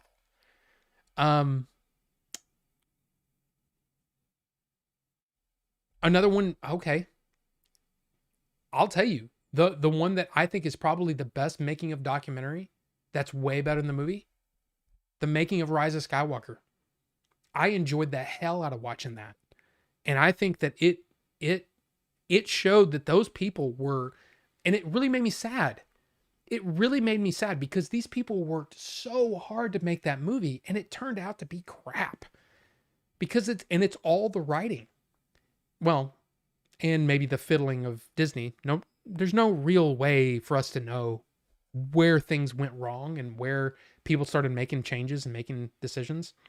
I mean, they were saying that because part of the reason why Adam Driver had to wear the mask again is because there were so many scenes that they kept rewriting it. That was a way for them to change the story by just changing what he was saying behind the mask. So, all the way up to like a couple of weeks before the movie came out, Adam Driver said that he was recording lines in his closet. He was basically a voice actor and re-recording lines that he'd already done for the movie because they wanted to change the way that things turned out. So that's a thing. But I think Rise of Skywalker is definitely a better documentary than it is a movie. But there's a ton of them. There's a ton of, especially in the basically in the days of DVD, there are so many great. Master and Commander has a great making of. I mean, I think the movie's amazing, but that has a great one. The Black Hawk Down ones, almost every Ridley Scott movie has, not every, but a lot of them have big special feature packages that really go in depth on the making of the film, and that is awesome stuff, and I love that. And sometimes, for me, it is better than the movie. Like, I remember the documentary on the making of 14... Is that what it's called? 1492? Yeah, 1492 Conquest of Paradise. The Christopher Columbus movie that he did. I didn't really care for the movie. The soundtrack's great. Some of the performances are great, but the movie doesn't really come together. It's very rushed. The making of is just as interesting, if not more. So, anyway.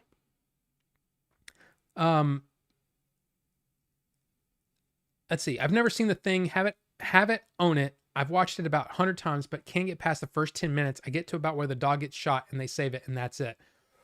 Oh, you need to. I put it on so many times, but always fall asleep. I can't get myself to watch it. Oh man, you got to watch that one. I mean, especially if you like John Carpenter, and not everybody does. John Carpenter isn't for everybody. But to me, The Thing is one of those movies where I saw it very late in life. I didn't see it until probably it was after where I was 18. It was after I was 18 because that's when I started working at Kroger, and Kroger had, see, I can't remember if I rented it there or if I rented it at Blockbuster. But anyway, between 18 and 22 is probably the first time that I ever saw The Thing. And you know what's funny too is that's another movie where I liked it, but I was like, it's good. It was okay. Much later, I really came to appreciate The Thing. And you know what it was? I have the Arrow Region B Blu-ray release of The Thing, and the special features on that really made me appreciate The Thing even more. So there you go. You should watch it though. Frodus Boy, what's going on? I just got the 30th anniversary Close Encounters Blu-ray for 60 cents at the library. Minty with the book and everything. Love that movie. Is that the one that I have? Let's see. This one? I think it is. Yeah, 30th anniversary Ultimate Edition. Yeah. 60 cents. Oh, I bought this brand new. This was brand new when I got it. So does it have the this is one of the coolest things about this is that there's a lot of websites that do this kind of thing. But it shows the differences between the original theatrical, the special edition, and the director's cut. Can you see that? Yeah. And then there's the poster. This is a really, really cool edition. Because I remember really liking the special edition. But I know there were things that Spielberg didn't like about the way Close Encounters came together. And especially now, I've heard him say in interviews that if he'd made Close Encounters now, he would not have Roy Neary leave his family at the end. He says that's like he can't see himself doing that now. Now that he has kids and all that stuff. Dang it. Excuse me. But yeah, that's pretty cool. Pretty good deal. 60 cents. Wow. Wes Craven's best movies. Gotta be honest, man. I'm not a huge Wes Craven guy. And it's just because I'm not a huge horror movie guy. But let's look it up. Because I can tell you Nightmare on Elm Street is definitely going to be number one. Oh, I guess I could do this. Scream, probably number 2.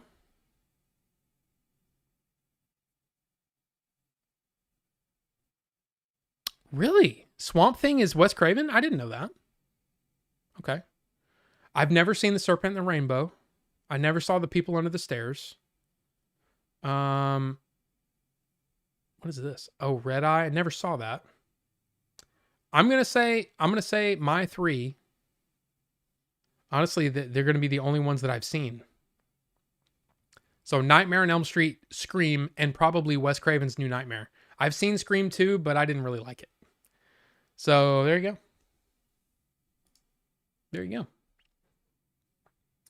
go. What's your opinion of Elijah Wood? Fan or not? Absolutely a fan. Absolutely. And a lot of that, it's kind of like, this is one of those things that, it's kind of like with MMA fighters. I know. What a jump. But for me, it's all about the movies. It's all about the performances, right? What you think of someone personally shouldn't affect the way that you view their work, right? And for a lot of people, a lot of fighters, when I first started watching MMA and really getting into MMA, I was watching a lot of interviews, and it ended up that the ones that I'd had more of a, almost like a, since I got to know them a little bit, it made me root for them more. And it took away from my enjoyment of the fight as a whole because I was so invested in the fight instead of just watching two fighters go at it, you know, and not have any personal being invested in who's going to win. Right? Like, oh, I hate that guy because of what he said in this interview or whatever. And now I'm rooting for him to lose when really I should just be watching his performance. And that's also why I'm not a huge fan of the post-fight interviews because of the same thing. Because you end up, like Colby Covington is probably considered to be a pretty dang good fighter, but I can't stand him as a person. So it's like I'm always rooting against him, and it always makes those fights harder for me to watch. Now, I don't watch MMA anymore anyway because the whole thing has gotten too political, and I don't care about politics. I don't care about it. So I don't watch that stuff.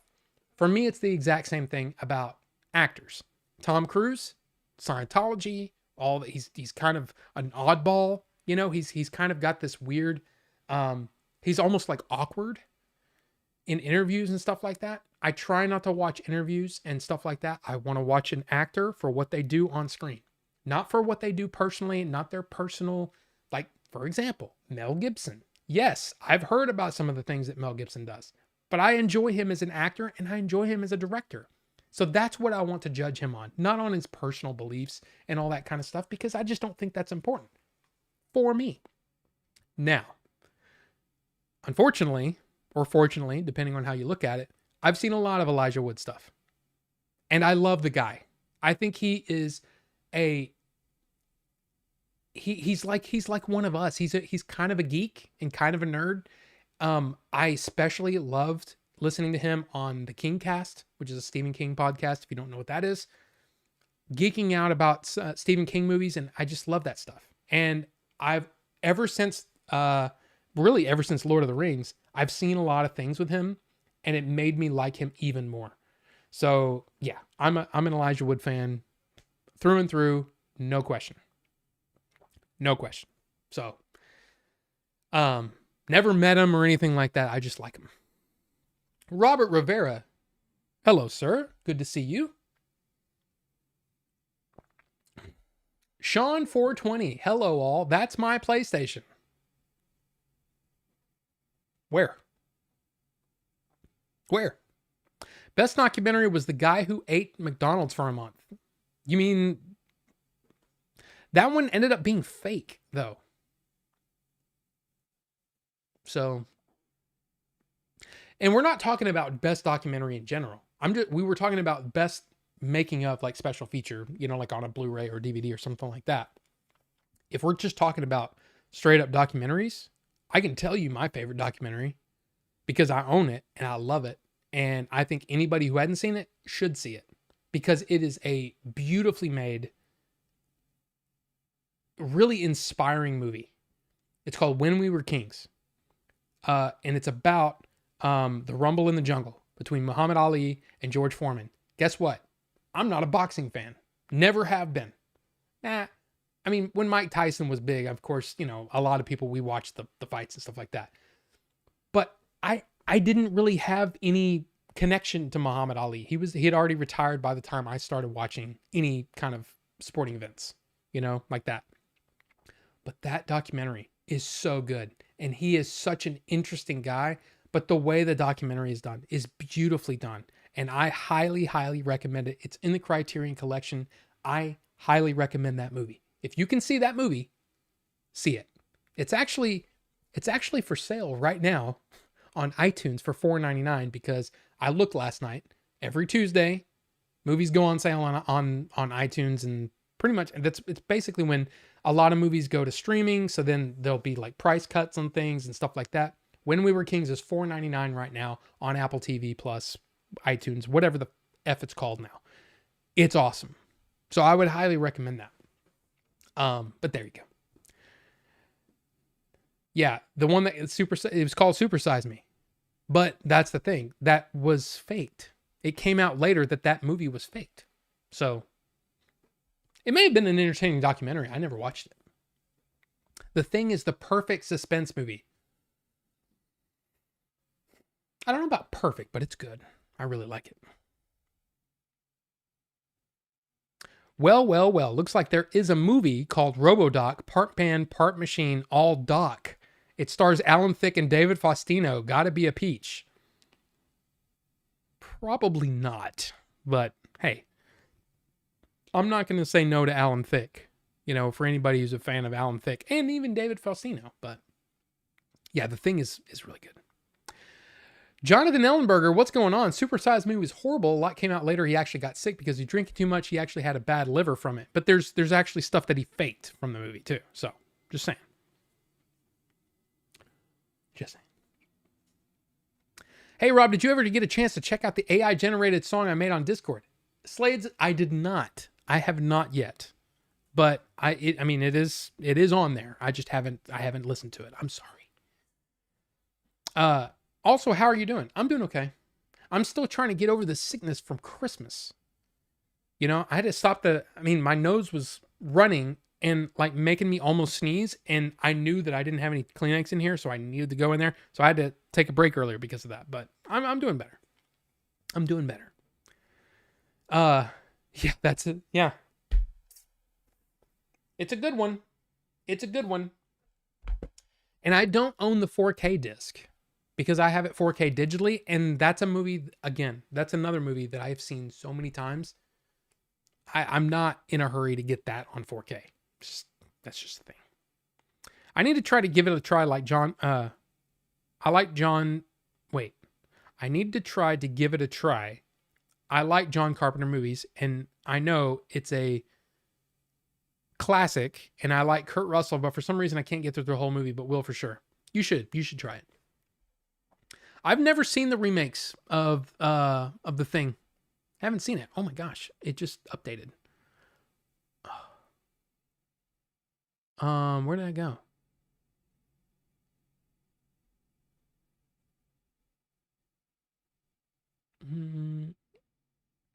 What's a better movie, Aliens or Jaws? I love Aliens, but for me, it's Jaws.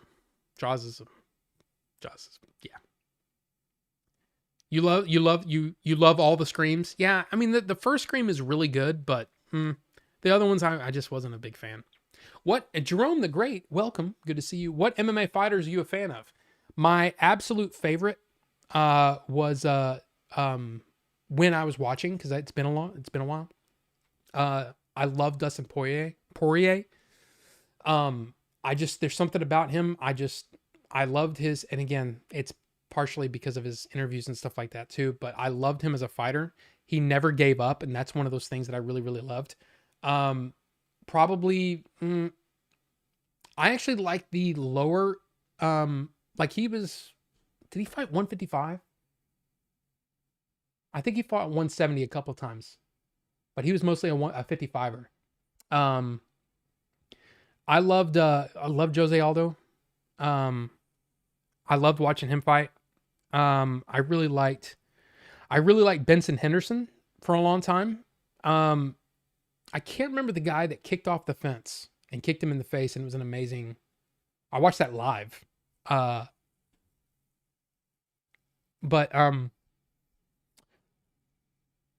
Yeah, I mean Dustin Poirier for sure. In fact, I almost met Dustin Poirier. I have a picture of him that I took at the weigh-in that was in Dallas, and that was the weekend before I went into the hospital. And I went to that weigh-in on Friday. My wife was I don't remember if she was in Singapore or not. But so I went to the weigh-in, watched the pay-per-view by myself Saturday night, and then Sunday, I can't remember if it was Sunday night or Monday night, I went to the hospital. And then almost died. So that was, I don't remember what, I just remember it was George. Was that the George St. Pierre? No. I can't remember who was fighting that night. Anyway, it doesn't matter. I like the Diaz brothers. I liked watching them fight. They're kind of morons, but I liked watching them fight. I like the lead up to those. I wasn't a huge fan of Conor McGregor's outside the the octagon stuff, but I really liked watching him fight. Um, yeah, those are probably my favorites. I mean, Dustin Poirier though, he's definitely my favorite. I actually met um, Kelvin Gastelum. I met him um, at a actually at a gym in Arlington. But yeah, there you go. I honestly, it's sad actually that all of the political crap made me get tired of watching MMA. But it was just like I felt like I was being preached to every 5 minutes, and I'm just like, screw this, man. I don't. And it also got to a point where I was watching so much of it, it was taking time away from other things. So that's another reason why I gave it up. But there you go. I also I was a big I gotta be honest, I was a big Ronda Rousey fan. When she was on top. It was really fun. I mean, that was a really, really fun lead up to that her fighting um oh gosh. I mean, all those fights that I watched, and then she lost like 4 in a row or whatever. Um, but it's weird. It's like every one of them has this meteoric rise and then like a drop off. And Poirier's definitely have had that, and then he retired. But he was one of those that I just loved. Robbie Lawler. I used to love watching Robbie Lawler. Just because he just didn't give a crap. He didn't give a crap about rankings. He didn't give a crap about anything but putting on a good show. Actually, Clay Guida, even though he, burping in between rounds and all that stuff, I didn't care. He just put on fun fights. I loved watching him fight.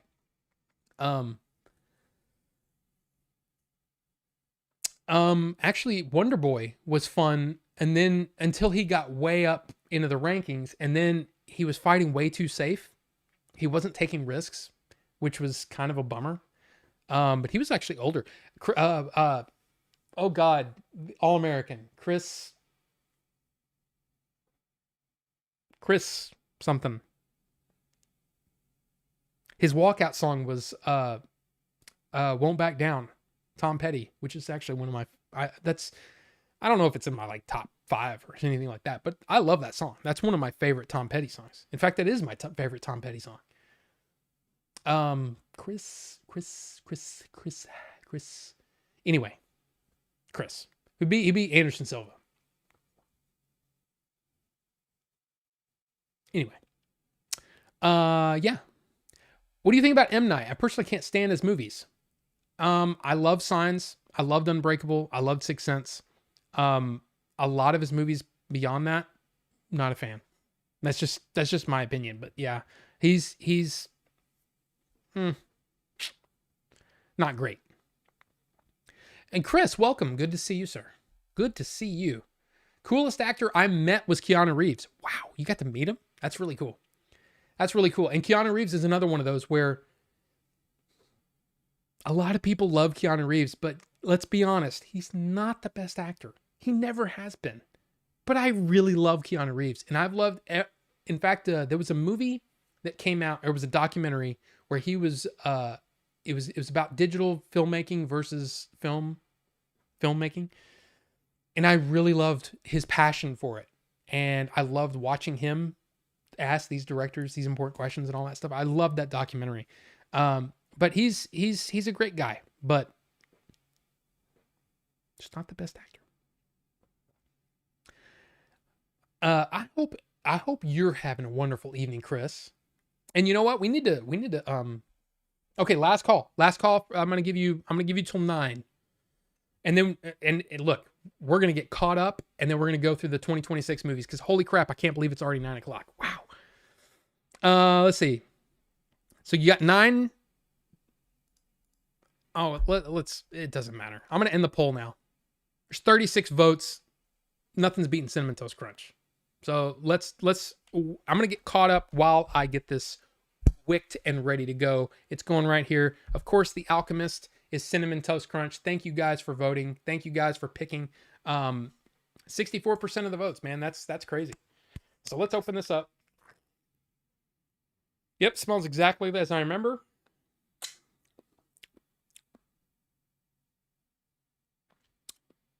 Here's the thing. When you off the nuck, little drop off the nuck, it tastes like Cinnamon Toast Crunch with a hint of a chemically kind of thing. They don't always, it's not always representative of the way it's going to taste on, actually vaporized. But there you go. Off the nuck, it's good, but little chemically. So let's get this on here.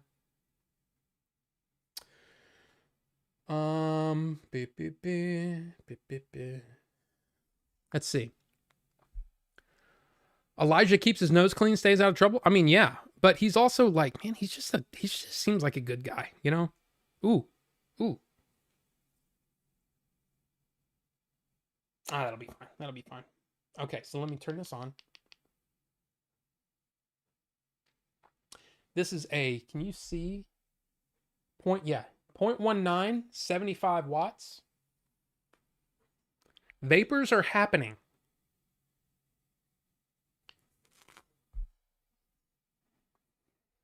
It smells good. Fan is on. Tank goes on like so. Wait a minute.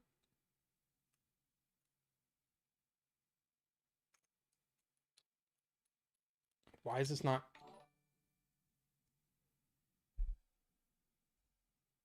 I don't know what that was because my Streamlabs is broke. Let's see. Let's see if I update this. That could have just been a subscription. Sean, thank you for subscribing. Unfortunately, I apologize, but ever since Streamlabs updated, okay, what is going on here? Sometimes these tanks don't line up correctly. So you got to put that guy on first, then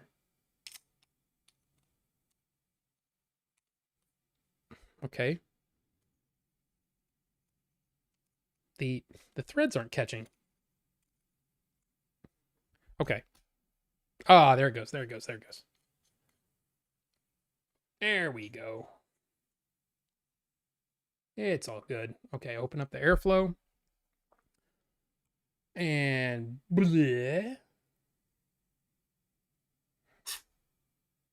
I don't remember I think this is called the Nightmare RDA or something like that. I don't know, or RTA, tank atomizer. And let's see, cap goes on. Let me work in that e-liquid. Get a little, yeah. Nightmare, it's a skull, like a dripping skull. It's so badass, and it's like, okay. Anyway. Let's see. Elijah Wood exposed what Kevin Spacey was doing to kids. That's good. Colin, I didn't know that. Best documentary in general for me is that Nine Muses doc or the MIA one. Both kind of sad. Those are K-pop things, right? I miss going to Blockbuster. I mean, I do too, but it's also one of those things where I get why some people don't. Oh my gosh. Super High Me wasn't faked. I thought Super Size Me was faked. Andre the Giant documentary. There's a John Candy one that I haven't seen. There's also that Val Kilmer one that I haven't seen. Yeah. Uncontrollable laugh is contagious, and him being on First We Feast is good. Dude, the thing with oh God, Dominic Monaghan asking him questions, and this is during like one of the press things for Lord of the Rings, and he's asking him about wigs. If you haven't seen that, go find that. It's so freaking funny. Show Zama, good to see you, sir. By the way, things that I've watched this week, I've only watched a couple of things because I've been reading a lot and watching the BBC Maestro stuff. So that's my number one thing. But I did watch the first 5 Wes Anderson movies, which I don't remember if I saw some of those last week. But I'm taking a long time to go through them because I'm watching all of the special features. I'm watching the commentaries.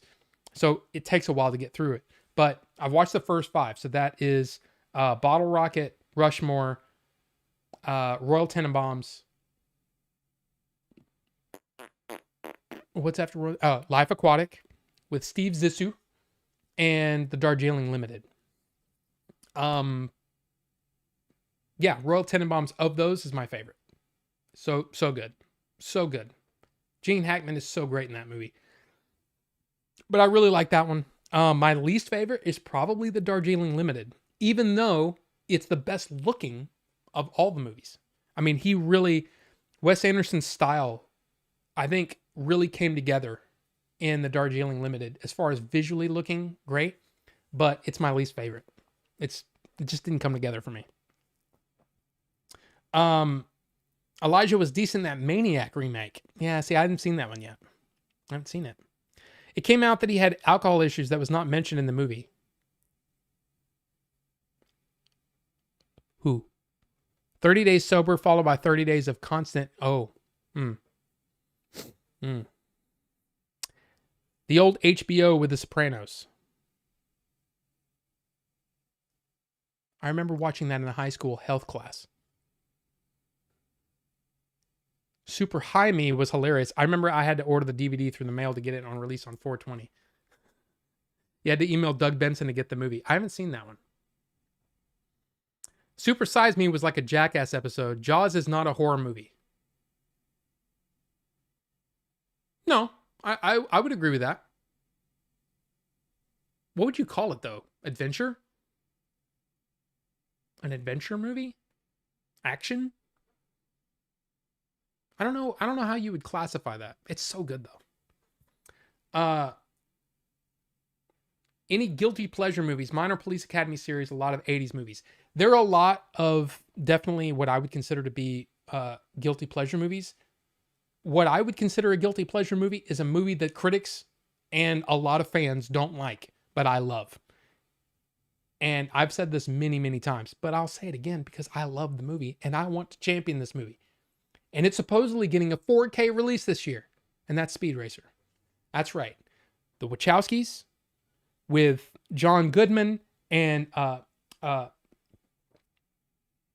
crap.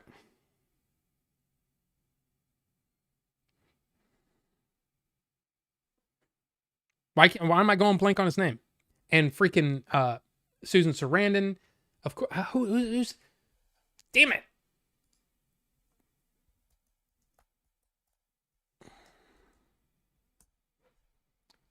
This movie. Emile Hirsch. For some reason, I couldn't come up with his name. Emile Hirsch.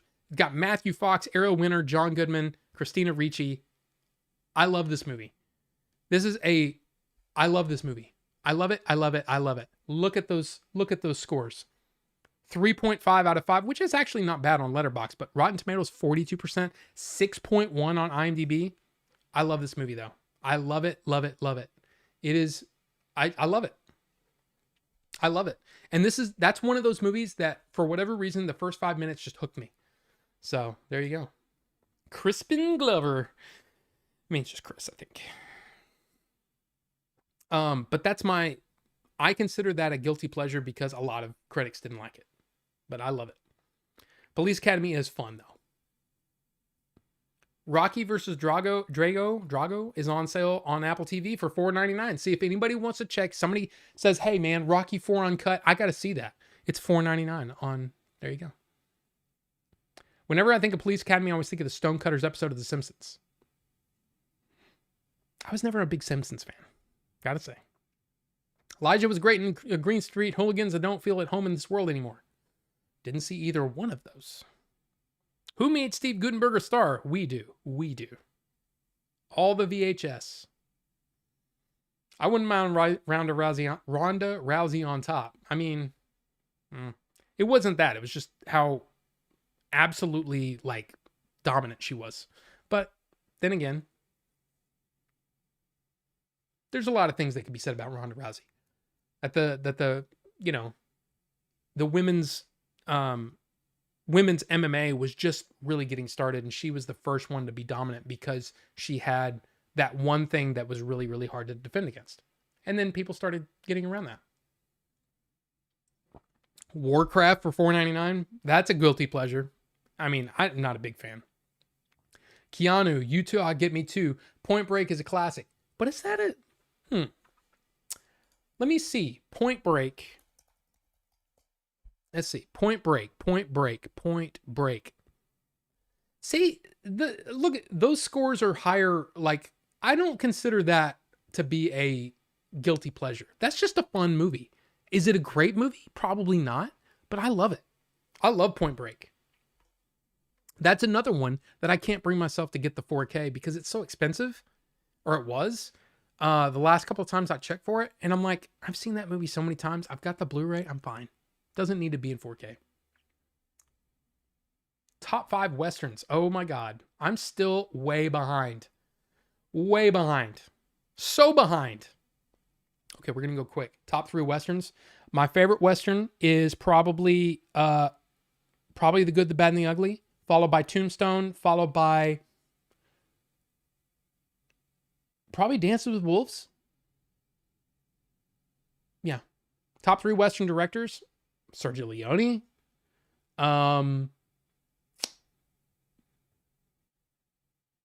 The Searchers. John Ford.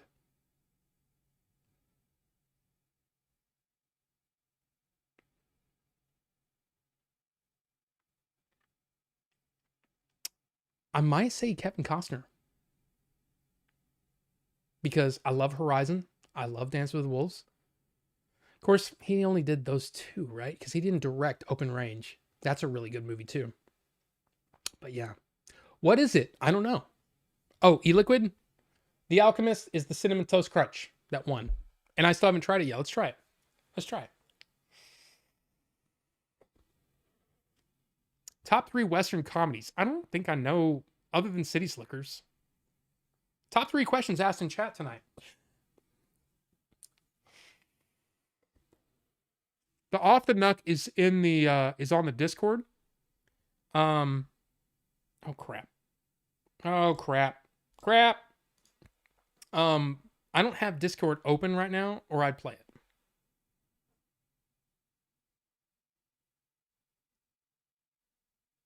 Let's see.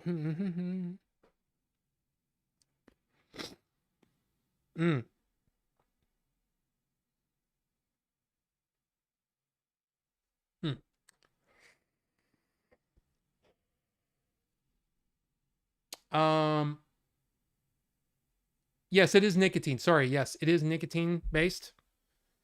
Yeah. Nicotine based e-liquid. Big Trouble in Little China, $4.99. There you go. See, there you go.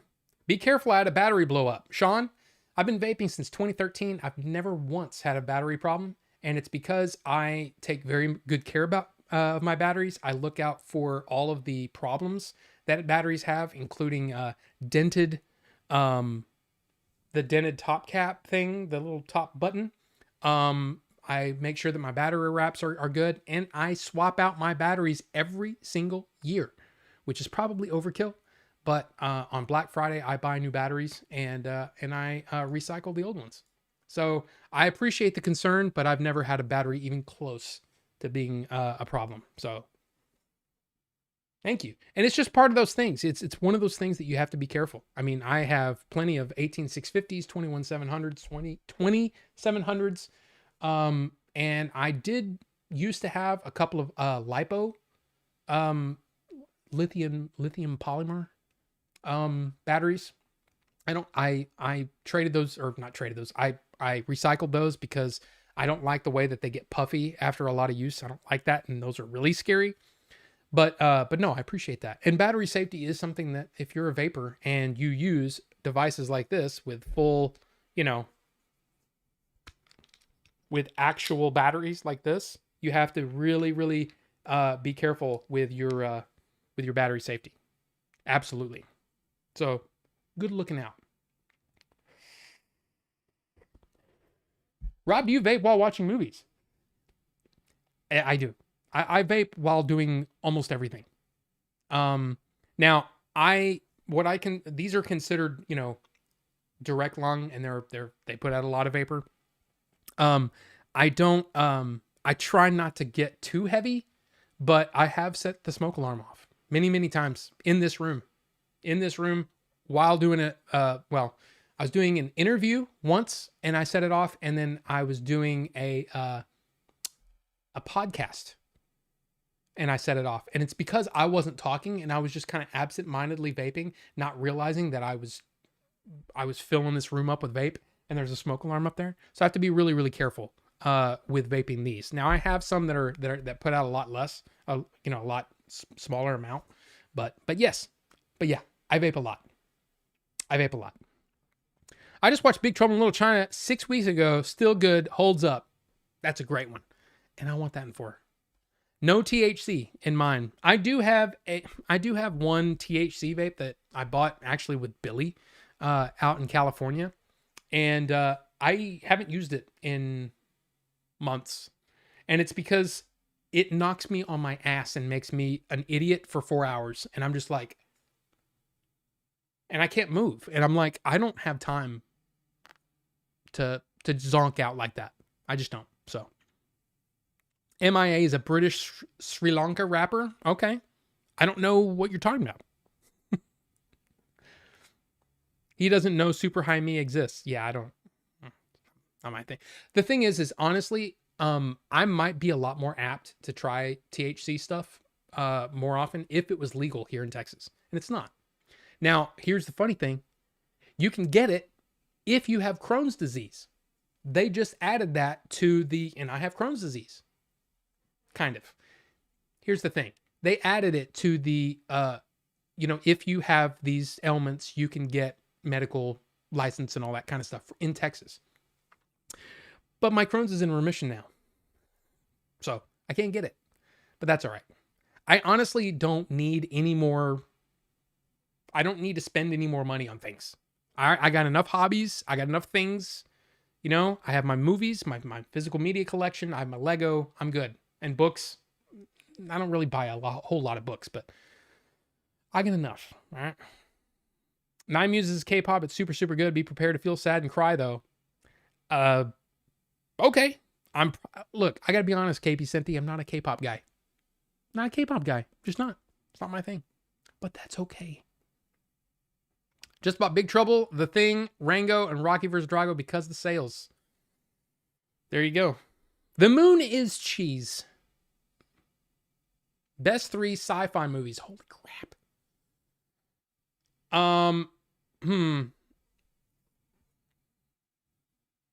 Alien. Alien is definitely one of my favorite. I mean, I'm going to say Alien, Blade Runner, and probably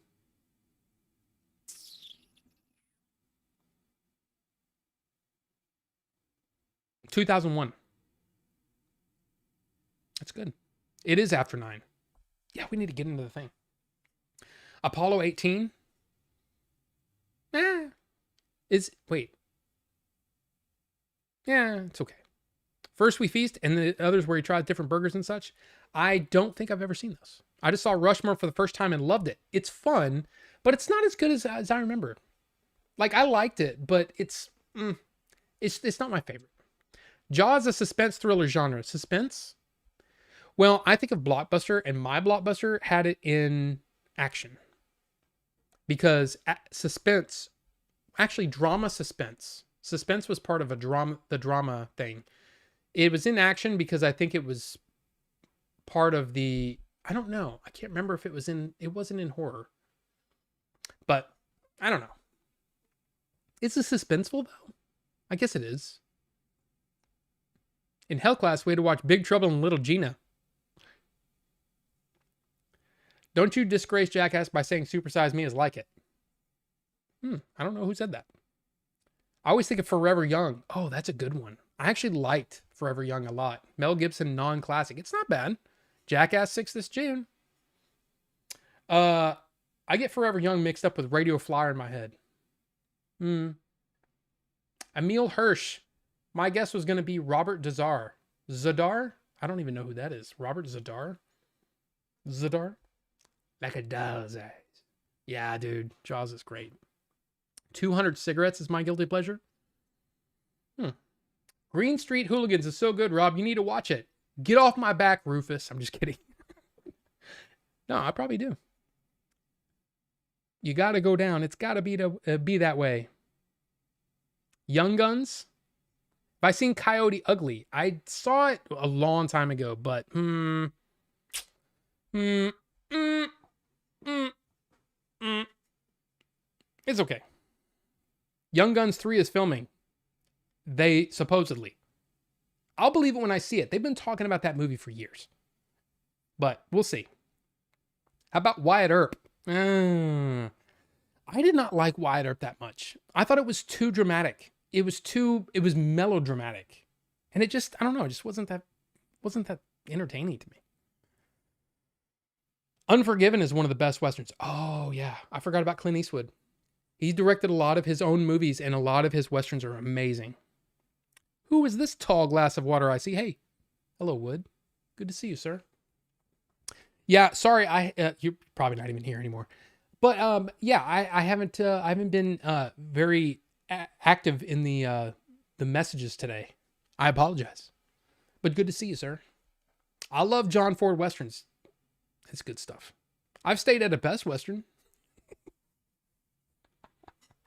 The Postman with Tom Petty. I saw The Postman once, and that's another movie that I want to see again and give it another shot. I couldn't stand it the first time I watched it, but I've heard many people say that it's actually better than I remember. But Blazing Saddles. I mean, that is a good comedy. I forget about Blazing Saddles. I've only seen it one time. But I own it and I need to watch it again.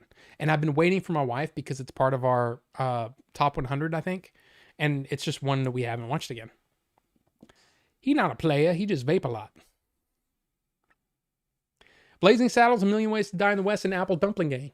Those are honestly all good. You know, there was a, oh God, what is the name of that? Hot Lead and Cold Feet. Anybody remember this movie?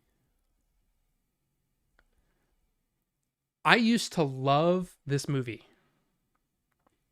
Don Knotts, Jim Dale. I used to love this movie back in the day when I was a kid. I mean, that's a Western and it is funny. I don't know if I'd put that on my list, but there you go. Your Crohn's is in remission. Heck yeah. Yes, Chris. I learned that this was mid last year. I went to my, in fact, I need to go back to my Crohn's. I don't know when my next appointment is. Because what they did is they said, okay, we're going to test you the Crohn's stuff. We're going to test it. And they said, yeah, everything is like normal. Like everything in there looks normal. So my Crohn's is in remission, and they took me off of the medication that I was on because I think once you hit 50, which I turned 50 in a couple of months, which is crazy. I can't believe I turned 50 in a couple of months. Can you believe that? Anyway, they said when you turn 50, that can start really doing a lot of damage to some internal organs. So we're going to take you off of this medication and put you on this milder medication because your Crohn's is in remission. I've been on this medication for 3 or 4 months now. 3 months? Something like that. And it's been great. And I only have to take it once a week. There's a lot of benefits to that. It's really cool. Really cool. So very, very happy about that. I'll burn you some movies to watch. I don't need any more movies to watch. I have so many movies on my watch list. It's stupid. Have you seen Begonia? Not yet, Shozama. I want to see that one. And it's on Peacock, which I don't have. So it's kind of a bummer. Have you talked to Jay lately? How is he doing? I talked to him briefly around Christmas time. And we're supposed to meet up here in the next couple of weeks.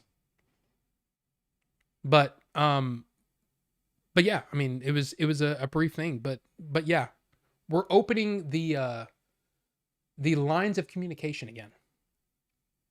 But we'll see how it goes. One of my favorite movies is Crazy People. Have you seen it? Crazy People.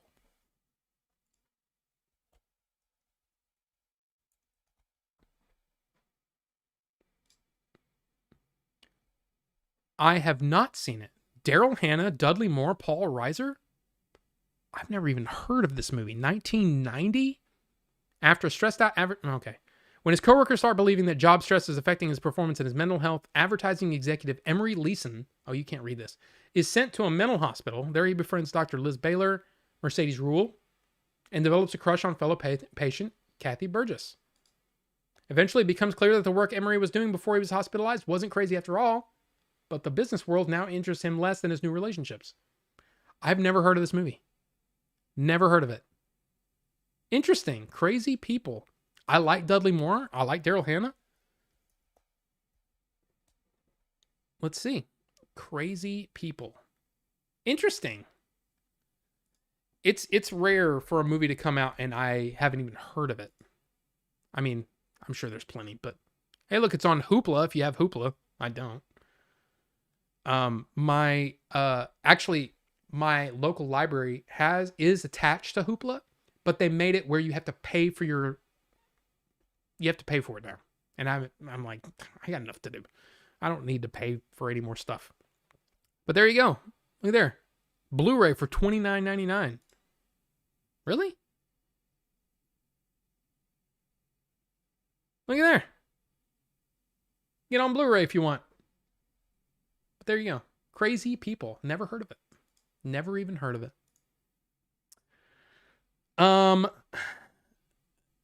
Is Unforgiven like a sequel to Good, and Bad, and the Ugly? No, it's not.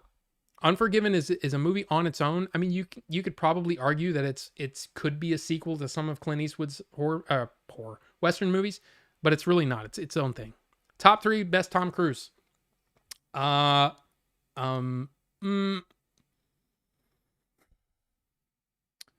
of my favorites is Minority Report. No order. Minority Report, Top Gun, Maverick, A Few Good Men. There's a lot more though. There's a lot of great Tom Cruise movies. Yeah, but if you have it, you're more likely to watch. I mean, maybe. Jack Elam was hilarious as Doctor in Cannonball Run. Yeah. Name a movie you are excited to see that really disappointed you. Mickey 17. Number 1 movie, seriously, in the last 10 years. I can't think of a movie that disappointed me more, that I was more excited for.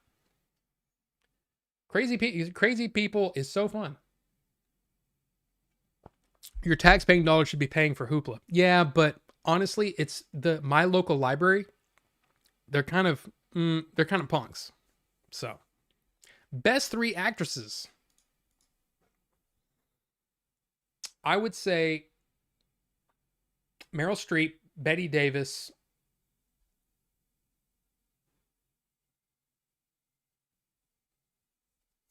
Now, do I go more modern or do I go classic? I think Bette Davis is definitely number 2. Maybe. I don't know. She's awesome. I'm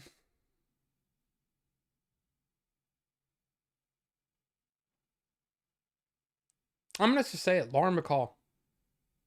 I love Lauren Bacall. She's amazing. I also love Myrna Loy, if we're talking about classics. Myrna Loy has been my jam lately. Myrna Loy is amazing. But no, I think Meryl Streep has got to be, she's the GOAT, right? She's got to be the GOAT. Even if I don't always love her performances, I think she's got to be the GOAT, right? Anyway. Steve Harvey or John Candy? John Candy. Oh, Steve Martin? Oh, God. That's tough because I love Steve Martin.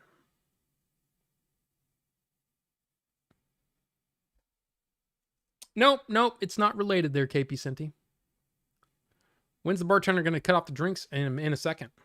I do want to bring this up. What kind of music do you like? I am mostly electronic lately, but it depends. I mean, I'm kind of all over the map. I don't like country. I'm not a huge rap guy. I like R&B, a lot of R&B, classic R&B, but I'm not a huge rap guy, not a huge country guy. So pretty much everything else. So yeah. But I want to bring this up. I know this is not a physical media channel, but this is a big deal. Alliance lands major Amazon MGM physical media distribution deal. Here's what it means for 4K catalog fans. So, basically, this is all good news. Warner Brothers is no longer distributing Amazon MGM titles through studio distribution services. So, what that means is that now Alliance is going to handle all the MGM stuff and Amazon stuff, and Warner Brothers can concentrate on Warner Brothers stuff. So that should mean, according to Bill Hunt from the Digital Bits, I've been reading the Digital Bits since DVD came out in 97, 98, when I got into it. Yeah, it should mean that MGM will now start, or Alliance will now start distributing more of the James Bond stuff. So we should get more James Bond stuff, and sets and things like that. And then Warner Brothers can concentrate more on Warner Brothers stuff, which is all good. So yeah, this opens it up for things like Dances with Wolves, Stargate, Chitty Chitty Bang Bang, and more.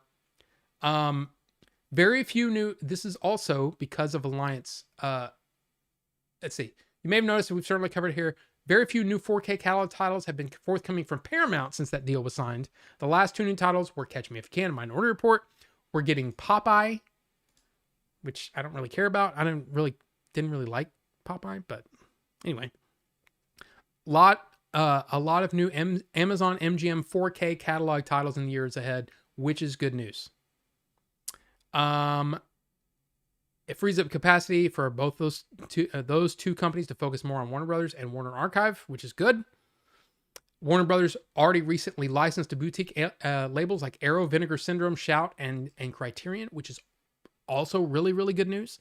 I would love to see Second Sight on that list, but that probably is already being done on the UK side, because Second Sight is a UK company. I love Second Sight. It's one of my favorites. So yeah, it's all good stuff. It's all good stuff. So I wanted to bring that up. I think it's really cool.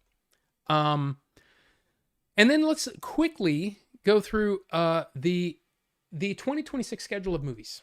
And these are movies that I'm looking forward to. I'm gonna highlight a couple of them, and then I'm actually gonna do a video later in the week that basically goes further in detail.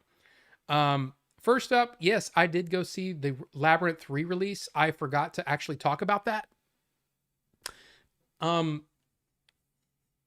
The number one, there were 7 people in my theater to watch Labyrinth Thursday night. The 3 people that are sitting in my aisle would not shut the hell up. 1 woman and 2 kids. And I kept looking at my wife and was like, why is it every time? Every time. 7 people in here. And we've got people talking. Anyway, the other thing was that they messed up the sound mix. The sound mix was not correct. It was like, I don't know what was wrong, but part of it was too low. The other thing is that the mix sounded wrong. So this, like I almost said vocals. The dialogue should be coming through the center channel. It should be coming from the center of the screen. It was coming from the left side of the screen. The surrounds weren't working properly, and it almost ruined the experience. It didn't quite. We still had a good time. I went and talked to the person out there, and I said, "Hey, there's something wrong with the sound mix because all the dialogue is coming from the left side of the screen. That isn't correct." And so they kept jacking with it, and what would happen was it would click off for a second and then come back on louder, but it was still like all the dialogue was coming from the left side. And the surrounds were spotty at best. Some of the surround, like you could hear some of the sound coming out from the speakers on the ceiling and stuff like that, but something wasn't right. So I had a really bad experience for the 40th anniversary of Labyrinth. And also it didn't look like they did any cleanup to the print. The print looked aged. So it was kind of a meh experience.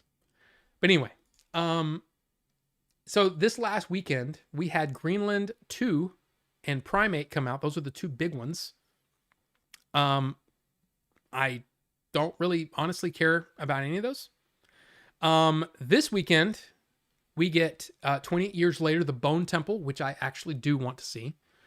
The other, Hamnet is expanding. I don't know what Charlie the Wonder Dog is. I will also say that The Rip is coming out this weekend. We were talking about Matt Damon and Ben Affleck earlier. That is a Ben Affleck and Matt Damon movie. Matt Damon, Ben Affleck. Yes. Coming out Netflix only this Friday. So just in case you're interested in that. Let's see. The next week, I don't care about any of those. I mean, I'm sure there's some people that are like Return to Silent Hill. Hell yeah. It's okay. Not for me. There's the Hard Boiled from Fathom. The anniversary release of Hard Boiled is coming out. The next week, Send Help is the one that I've got my eye on. I don't know if I'm going to actually go see this in the theater, but this is Rachel McAdams. This is directed by Sam Raimi, who did the Spider-Man movies. If you've seen the trailer actually looks kind of interesting, but we'll see. We'll see. The next week, I've heard about this Dracula. This is made in, if I click on this, it just, from what I saw, it looked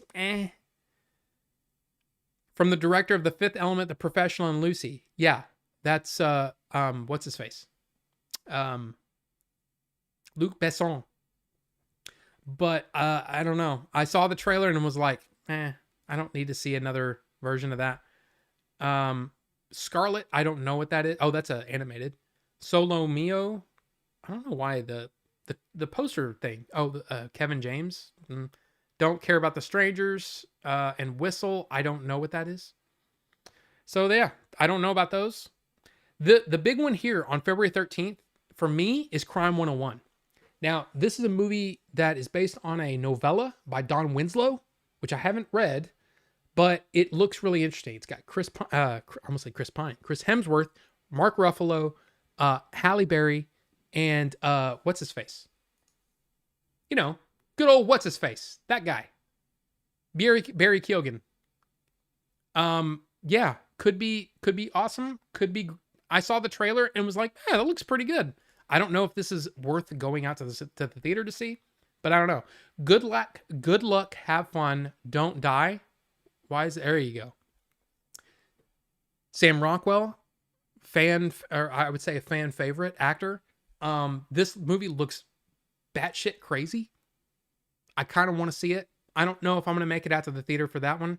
But there you go. And then Wuthering Heights. There we go. Margot Robbie and what's his name? Jacob Elordi? Yeah. Remember that name, Jacob Elordi, right? He played Frankenstein in Guillermo del Toro's Frankenstein, and a lot of people were like, man, he's the hottest Frankenstein monster ever, or whatever, Anyway, so this is supposed to be a thing. This is supposed to be really, really good. I don't know. We'll see. I've never seen or heard, I've never read the book. I don't know. So there you go. The next one, next week, don't know any of these. Psycho Killer. Come on. There you go. Oh, yeah, I saw the trailer for this. Man, it didn't look like my thing. How to Make a Killing. Don't know anything about these. Don't know anything about those. Scream 7, don't care. Not my thing. But there you go. They're releasing a Better Tomorrow. Come on, there you go. Better Tomorrow, March 1st, if you're wanting to see that. March 6th, I'm excited to see The Bride. Come on. There you go. The Bride. That's Maggie Gyllenhaal directing. Christian Bale as the monster. I'm interested in seeing that. I'm interested in seeing it. And Pixar's Hoppers is honestly, I've heard what's supposed to be really, really good, but then I haven't heard much about it at all. So that's a thing. March 13th, don't know anything about these. The Breadwinner. March 20th, that's the big one. For me, it's Project Hail Mary. Come on. There you go. Ryan Gosling. I read the book. The book is amazing. So I'm really, really excited to see Project Hail Mary. Very, very excited for that one. The next week, again, don't care. Ready or Not 2. I've seen the first one. I liked it. Don't know if they need a thing. I don't know what They Will Kill You is. Well, let's click on it. Let's see. Zazie Beetz. Don't know anything about Tom Felton. Heather Graham, Patricia Arquette. Don't know anything about this movie. Don't know anything about it. So there you go.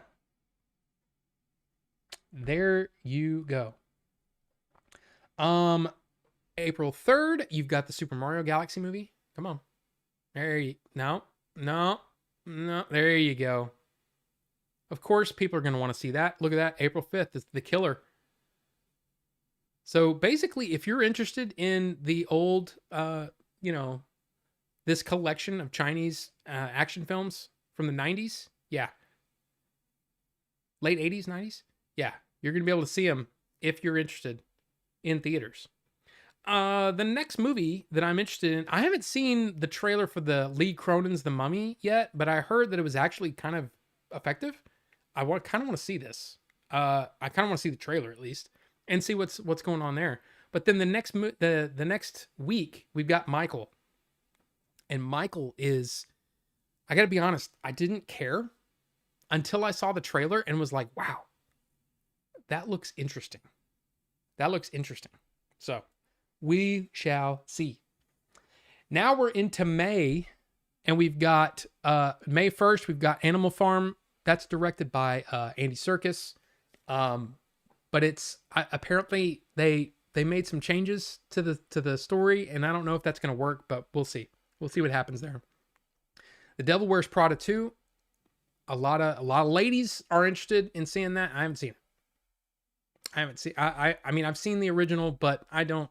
It's not for me. But that's fine, and I hope it does well. The next week after that, we've got Mortal Kombat 2. I have it on my list, and I think April wants to see it, but is it going to be good? I don't know. And honestly, the next movie that I know about is The Mandalorian and Grogu on May 22nd. And I got to be honest, because people love it when I'm honest. I know Bucho in particular loves it when I'm honest. Here's the thing. I have been seriously underwhelmed by the trailers for The Mandalorian and Grogu. I cannot believe there's a Star Wars movie coming out this year, and I just don't care. I just don't care. So there you go. The Mandalorian and Grogu. The next movie that I know about is Masters of the Universe on June 5th. Now, I have never really been a fan of the Masters of the Universe movies. Never cared. Or cartoon or anything. I hated the toys. I thought the toys looked goofy and really like disproportionate, and I just didn't like them. And the names. I've made fun of the names for years. Man-E faces. Really? That's what you came up with. You know, because he's got many faces. His name is Man-E Faces. I can't. It's just not my thing. But I've heard that this movie's actually really, really good. There's been a lot of test screenings. And people have come out of it and saying, wow, this movie is like really, really good. So we'll see. Next week, of course, we've got Scary Movie 6, but the movie that I'm interested in, of course, Disclosure Day, Steven Spielberg. I'm frothing at the mouth for this movie. I want to see what this movie's about. A lot of people in the UFO/UAP circle are saying that this is going to be a step forward for actual disclosure. So we'll see. We'll see what happens. And then Toy Story 5 on the next June 19th, which is, look, I haven't seen Toy Story 4. And part of that is because April hadn't seen Toy Story 3. So I've seen Toy Story 3, but April hasn't. So she wants to watch both of those and then watch Toy Story 5. Maybe I'll be more excited, but I got to be honest, it's another chapter in something that I'm just kind of like marginally a fan of. So I don't know. We'll see about that. And then June 26th, of course, Star Fox's favorite movie, or favorite, probably the one he's looking forward to the most, Jackass 5 comes out June 26th, but also Supergirl. Now let me stop for a second and I'm just going to tell you this. I read the graphic novel that Supergirl is based off of, called Woman of Tomorrow. If you have access to Woman of Tomorrow, whether it's through, Amazon, the Kindle Plus or whatever, I don't know. If you can get a hold of Woman of Tomorrow, I would say if you're a fan of graphic novels, if you're a fan of comics, I would say absolutely read it. Absolutely read it. It is great. It is so good. Like, so good that I've never really been that big of a fan of Supergirl until um there was a DC set that came out on iTunes, and it was drastically underpriced. Like, they screwed up. They screwed up and priced it too low. And I bought it and got like 30 movies for like $10 or something ridiculous. It was ridiculous. Okay. I watched all of those movies, and one of them, I think one of them was an actual Supergirl one, but then the Supergirl was like a main character in some of the other ones. I fell in love with Supergirl, the character of Supergirl. She's very, very interesting. And the way that Millie Alcock, what's her name? Millie Alcock? Millie Al, yeah, Millie Alcock. The way that she had played Supergirl in Superman made me go, okay, we're getting a different style than what I'm used to. So then I read Woman of Tomorrow. And I got to say, man, this has the potential to be one of my favorite movies of the year. Seriously. I'm not kidding. It looks awesome.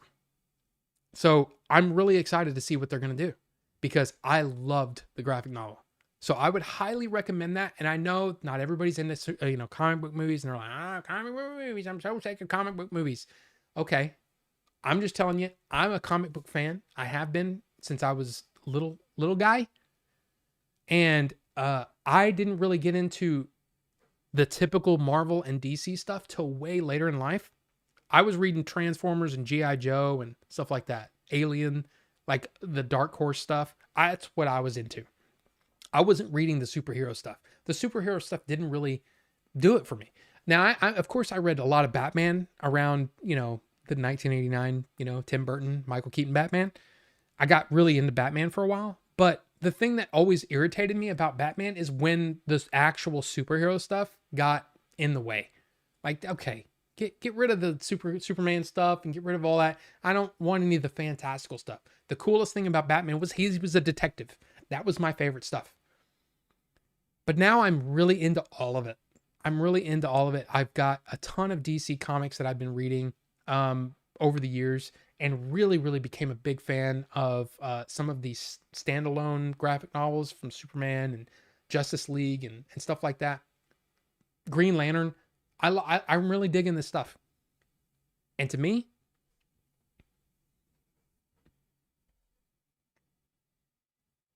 I think she's going to be awesome. And I'm seriously super excited to see this movie. Now, I get it. If you say I'm done with superhero movies, fine. But I'm excited. So we're halfway through the year. Let me get caught up a little bit, and then we'll get back to it. Best 3 favorite album covers. Year Zero. Nine Inch Nails.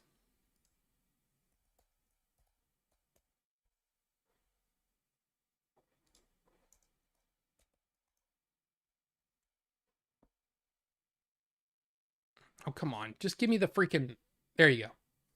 I think that is awesome. Van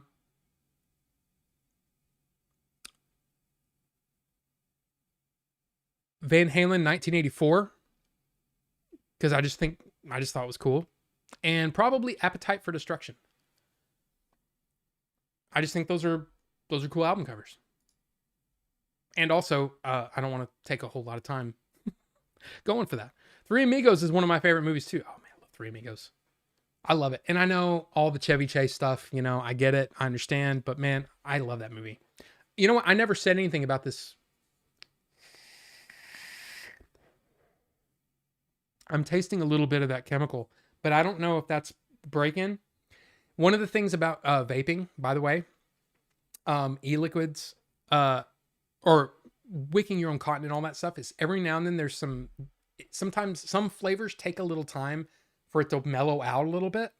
Right now it's tasting a little chemically, but the cinnamon toast crunch thing on the background is awesome. It's almost like It's not like if you inhaled cinnamon toast crunch dust, you know, like open the box, and that's kind of what it's like, which is more pleasurable than it sounds. But it's good.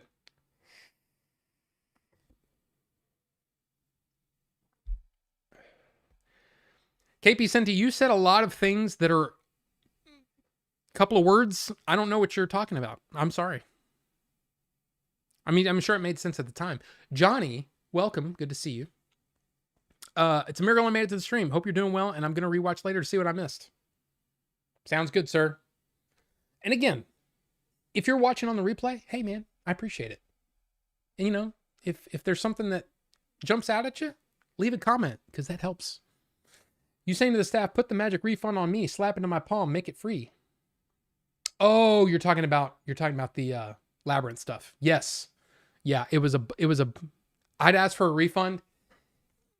I almost did, but then I was like, I don't really like this theater, because I went a little further than I usually do to watch that, and I knew I wasn't going to make it back to that theater anyway for much, so I was like, I'm just going to deal with it. But Bonobo Juice, yes, I love that. Man, that movie's so much fun. So much fun. Labyrinth is great. If you haven't seen Labyrinth, watch it. Watch it. Watch it. Return of the King Extended Edition. I'm going to go see that in theaters. Chris, that trailer came up, and I'm like, April was like, do we have tickets for that yet? I'm like, are they going to do like all three? Do you want to do that? And she was like, I don't know. So we need to talk about that to see. I sent you an email about that Hard Boiled release. Yes, you did. Yes, you did. And I did reply, didn't I? I think I did. But thank you. Wuthering Heights is a Kate Bush song. I honestly hadn't heard of Kate Bush until Stranger Things. I'd never heard that song before in the 80s. Never. It might not be good, but I'll definitely also go to Mortal Kombat 2. See, that's the thing. The first movie was bad. And I'm talking about the one that came out during the pandemic, you know, and it went straight to HBO Max. Well, it went to HBO Max and theaters, but most people watched it on HBO Max. That was not a good movie. So this one, I have higher hopes because, you know, Carl Urban as Johnny Cage is kind of inspired casting, and it kind of looks like it could be fun, but we'll see. We'll see what happens. I never got the hype for anything Mandalorian. I get that, but I really enjoyed those first two seasons. The third season was kind of a step backwards. But then the trailers for Mandalorian and Grogu just look like extended. There's nothing in it that makes me go, okay, that's the cinematic Star Wars stuff that I was looking for. It just doesn't look that impressive. So I don't know. We'll see. We'll see as it gets closer, but I'm still going to go watch it. I know I'm going to go watch it. It's Star Wars in the theater. I got to go see it. But I can't say that I'm super jazzed about it. I love Masters of the Universe. Still collect all kinds of Masters of the Universe. Can't wait for the movie. Jody B, I've heard, like I said, I've heard nothing but good things. So I'm really interested to see if I can finally be won over, because I've tried Masters of the Universe a couple of times and it just never spoke to me. So I don't know. Spielberg's worst movies, probably, 1941 is probably one of his worst. I honestly am not a huge fan of The Terminal. It's okay, but it's just not my favorite. Some people say that Hook is one of his worst. I disagree. I love that movie. Yeah, I'm going to go with those three, but man, I think most of Spielberg's movies are freaking phenomenal. So there you go. That's my take. Woman of Tomorrow is fantastic. Yeah, it is. Look, here's the thing. I'm not a huge fan of the art style of Woman of Tomorrow, but the storytelling. The story is fantastic. I loved it so much. As long as that adorable super dog is going to be in it, I will go to Supergirl. He is going to be in it, and it's going to be interesting. So, absolute Batman though. Oh boy. I mean, look. I love I've read all the major Batman graphic novels or story lines. What do you call this? Runs, I guess. I love Batman. Batman will always be my favorite comic book. Whatever. I love Batman so much. I just put a Casio logo on a clock I made with an Arduino Nano and an OLED. All that stuff, man. Rufus, congratulations. I don't even know what that means. I'm sure you're going to show us in the Discord. And we've only got a few minutes left. I got to get back. So read Absolute Batman. I think I have. Have I not?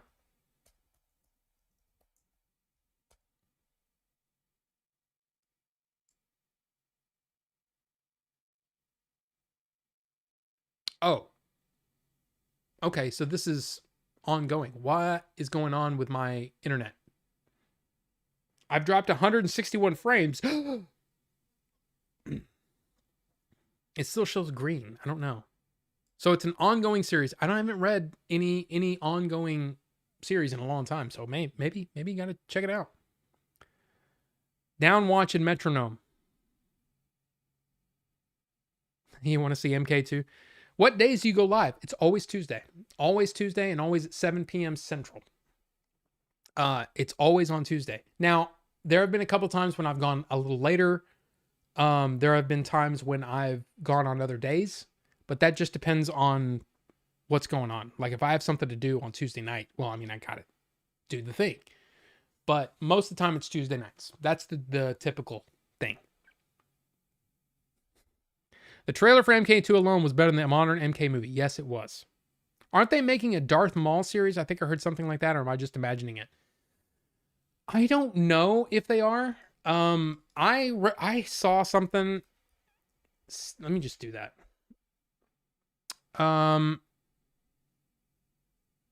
Upcoming American animated television series created by Dave Filoni, Shadow Lord. The series is scheduled to premiere on Disney Plus in 2026. The series was announced in April 25, a year after Whitwer joined to provide insight on the character as well as his voice. A similar style to the Clone Wars was used, but with changes to reflect Maul's character.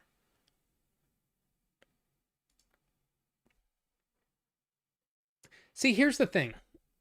We talked about last week about the whole Kathleen Kennedy thing, about possibly her stepping down, and then Dave Filoni and Lin-Win. Is that her name? Lin-Win, Dave Filoni,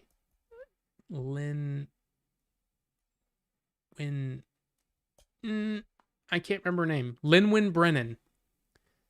That them possibly taking over, and again, nothing official has ever been announced. But I don't know. It scares me because Dave Filoni seems very focused on his stuff and not seeing the bigger picture, but who knows? Who knows? Apparently he said he wasn't that big of a fan of Andor. And I'm like, if that's true. Now, I don't know if that's true, but if that's true, that scares me because Andor to me was the best thing since the original trilogy. In fact, I think it may be better since the best thing since Empire Strikes Back. So we're going up. I think it's better than Return of the Jedi. I'll just say that. I love Return of the Jedi. There are things about Return of the Jedi that I absolutely love, but I love Andor more. Andor did more for me, story-wise and lore-wise, than Return of the Jedi did. That's just my opinion, but that's what I think. So Dave Filoni possibly taking over, I don't know. And the Darth Maul series, I go, it's just like what is it? The Tales of the Sith and I stopped watching those. I'm tired of seeing the same stuff, the same kind of stuff. Show me something freaking new. And not the same characters. Show me different things, man. That's why The Mandalorian was such an interesting thing, because it wasn't going to be attached to anything else. And then they got to bring in Luke, and they got to bring in this, and they got to bring in that. And I'm like, just do your own thing, man. Anyway, I don't know. Am I still dropping frames? No, I still only shows 161. But yeah, I'm basically, Star Wars has irritated me in the last, ever since Rise of Skywalker. It seems like they've been on a course of, oh, well, what do people like? Okay, give them that. And I'm like, no, That's what was so great about Andor. It was something that nobody really asked for. Nobody said, oh, a Cassian Andor series sounds like the ticket. But what they did is they gave you something that you didn't know you wanted. And that was a story about the rebellion, the fledgling rebellion, and what it was like for the fledgling rebellion without Jedi to fight, to help them fight. They had to organize themselves, and how disorganized everything was. And the spy network that was set up, I love that show. It's not for everybody, but I love that show. I love seeing parts of the galaxy that we hadn't seen before. It was even that is getting very close to, the rest of the Star Wars stuff. But it was done in such a way that it treated it with respect, and it treated it with, again, I've said it before. I said it many, many times while it was on. I'll say it again. If you take the Star Wars out of Andor, it's still a captivating, interesting story. That's the great thing about it. It's a story well told. It just happens to be in the Star Wars universe. That's what we need. We don't need a checklist of fan service. We don't need that anymore. Hopefully. Okay, I'll say this. We don't always need that. Of course, there's going to be people that want a, Jedi action, Starfighter action, whatever. But man, just tell a good story. I was hoping that the Boba Fett show was going to be about, oh my gosh, we're going to get a Boba Fett show, a story about the underworld. We've never really seen what the underworld is really like from somebody that takes part in the crime underworld of Star Wars. Let's see what that's like.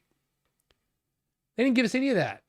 It was, what a terrible, terrible, terrible show. I'm sorry, but it was terrible. Ahsoka isn't that much better.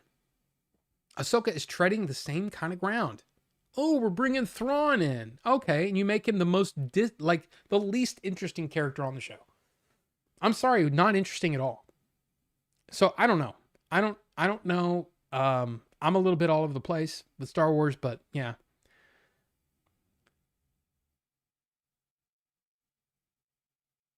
Batteries Not Required, I think is the name of the movie, but that wasn't Spielberg. He was involved in it. I think it was an Amblin movie, but he didn't direct Batteries Not Required. Jonathan. I'm not sure who the director was.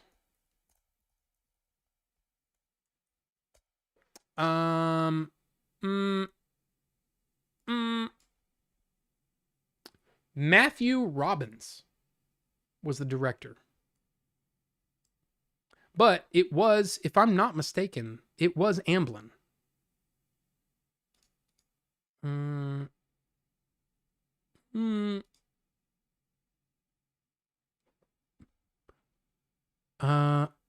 Yeah, executive producer Steven Spielberg, Kathleen Kennedy, Frank Marshall. There's another one, Kathleen Kennedy. What about Star Wars Starfighter? Starfighter sounds interesting, but we'll see. It sounds like it's very, very, I don't know. We'll see. One of my favorite Spielberg movies is the Tintin movie. Wow, Johnny. Yes. That's actually really good. And I wanted more, and they didn't do any more, but I did like it.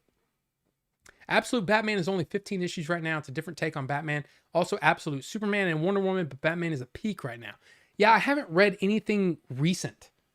Like, I would say in the last 3 or 4 years. I can't remember what the latest thing that I've read is.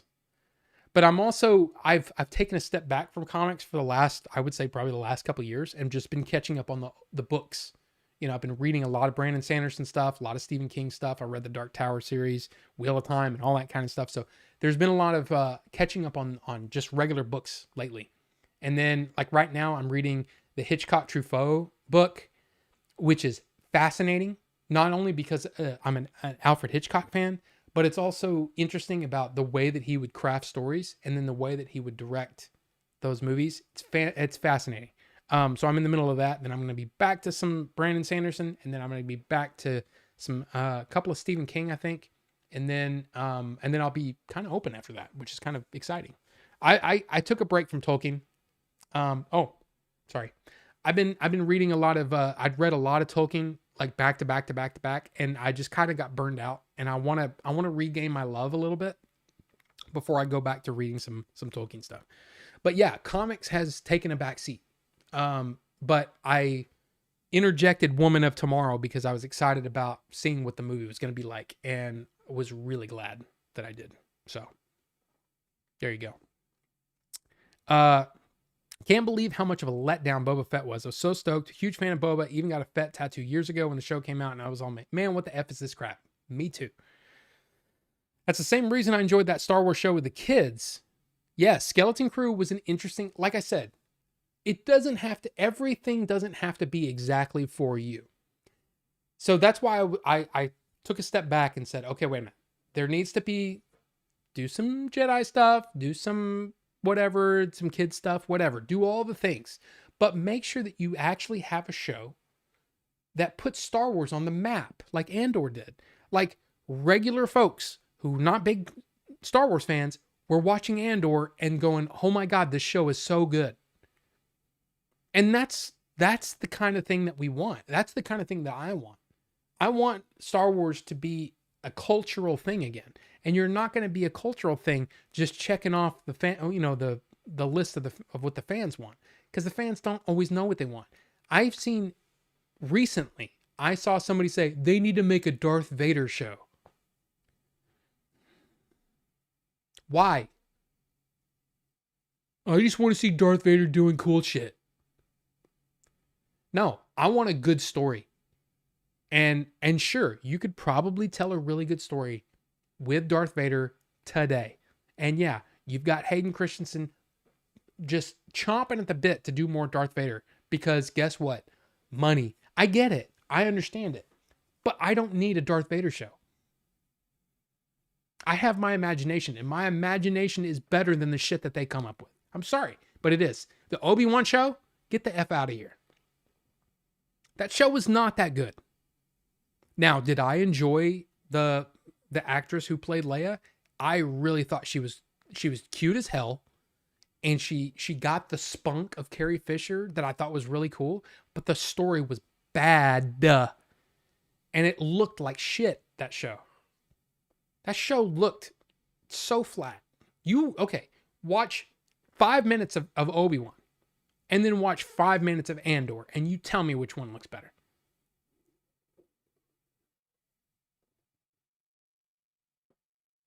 And I know, Andor looks better. Period. There's no question. So, I don't know, man. I just want a story, a good story, well told in the Star Wars universe, and I just don't know if they're gonna if they do that. Dude over here rambling about ambling. Sheesh.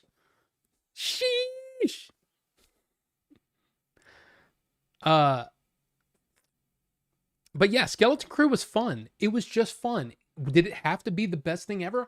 No. It didn't have to be the best thing ever, but it was enjoyable. It was fun. It brought Star Wars. It's brought fun back to Star Wars. Is it the best show ever? No. But I really enjoyed that. It was candy. It was, junk food is what that show was, and that's fine. Love batteries not included. Wraith, welcome. Good to see you. Did you talk about the Alliance Entertainment story? I did. Briefly, but yes, I did. They already tried the Chevy Chase show. They don't need to have the Darth Vader show. What the epic chase scene of young running away from the fleet. Oh, God, that was so bad. That was so bad, Chris. It was so bad. All right, now let's finish up going through 2026. The first movie that I know, again, this is another thing that I want to make sure that I point out. Every year, there's a movie that comes out that makes me go, holy crap, that movie was awesome. Didn't even know about it. That's going to happen. And there's going to be plenty of movies and there'll be movies that you guys want to see that I'm not going to talk about. But there you go. Adam Russell, you made it to the stream, and we're almost done, honestly. It's already after 10. And I've been talking a lot. So I'm looking forward to the Discord where I can step back a bit. Of course the first one for me is the Odyssey, right? July 17th, the Odyssey. I'm so excited to see this. It's Christopher Nolan coming back, and tackling the Odyssey with what looks like, it's not like, oh, we're gonna ground the Odyssey. No, it looks like there's monsters and all kinds of stuff in the Odyssey, and it looks fantastic. And the trailer looked great. I'm excited. Evil Dead Burn. I don't know. I didn't see Evil Dead Rise.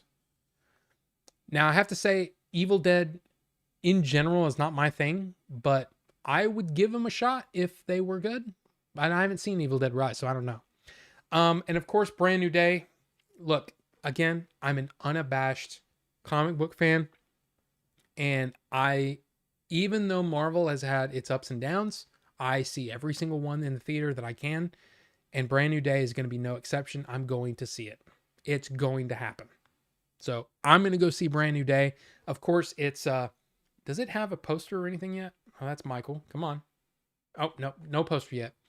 But Tom Holland is coming back. And again, if you saw No Way Home, he's in basically everybody has forgotten that Peter Parker is Spider-Man. So Zendaya's character, MJ, doesn't know him. His best friends don't know him.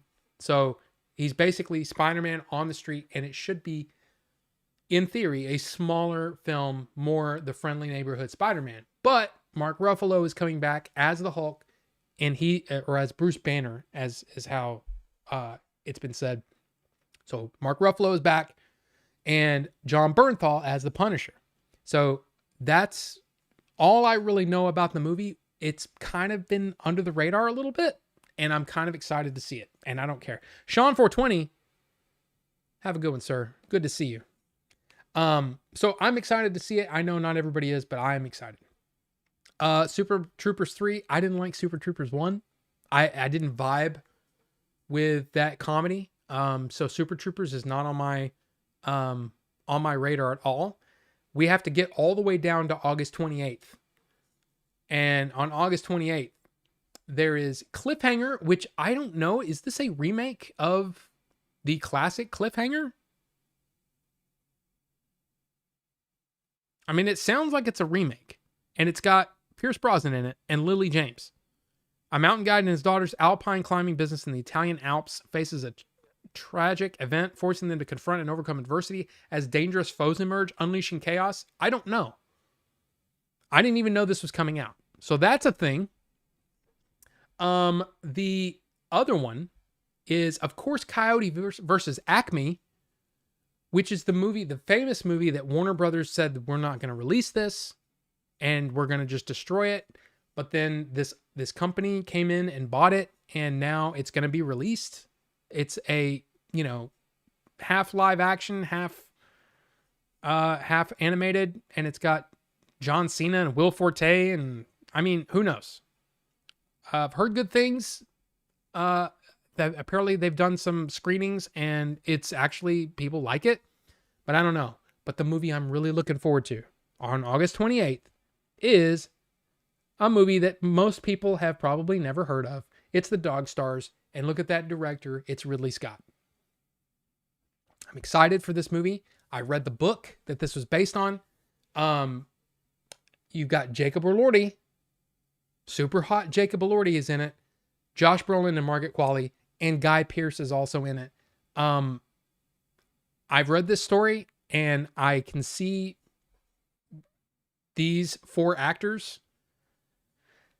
are, I know the parts, and I know the story, and I'm really excited to see if this is going to be good. I can see what Ridley wants to do. Like, I can see why Ridley wanted to make this movie. I'm excited. I'm excited for this. Now, I know it's Ridley's been hit or miss for a lot of people, but I'm excited for it. So there you go. The Dog Stars. The first movie on the list that I'm interested in is on September 11th, the 25th anniversary of 9/11. Let's watch Clayface. So Clayface is basically, it's a DC property. It's a Batman villain. The kind of Batman villain that I've never really been that interested in, but apparently they're making a whole movie about it. I'm interested to see what they're going to do. I didn't know there was a Practical Magic 2 coming out. Practical Magic with Nicole Kidman and Sandra Bullock. Apparently they're making a sequel. I had no idea this was happening. Oh my God. So Nicole Kidman, Sandra Bullock, Lee Pace. Okay. I didn't even know that was a thing. So there you go. Practical Magic 2 is coming out. And there's Resident Evil for those of you who are interested in that. There you go. September 18th. The next movie that I'm interested in, though, is this Digger movie. There we go. So this is Alejandro Inarritu, who has directed so many very, very interesting movies, but this is Tom Cruise's next movie. I'm interested just because of that. So we'll see. We'll see. If this is going to be a great movie, we'll see. So we got October 2nd for that one.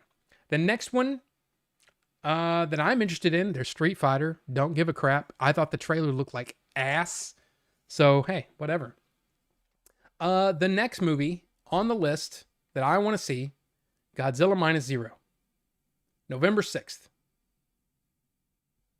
There we go. Godzilla Minus Zero. Excited to see that film. Yes, I want to see that. I haven't seen the last Hunger Games movie, so I don't care about that. Meet the Parents 4. No, thank you.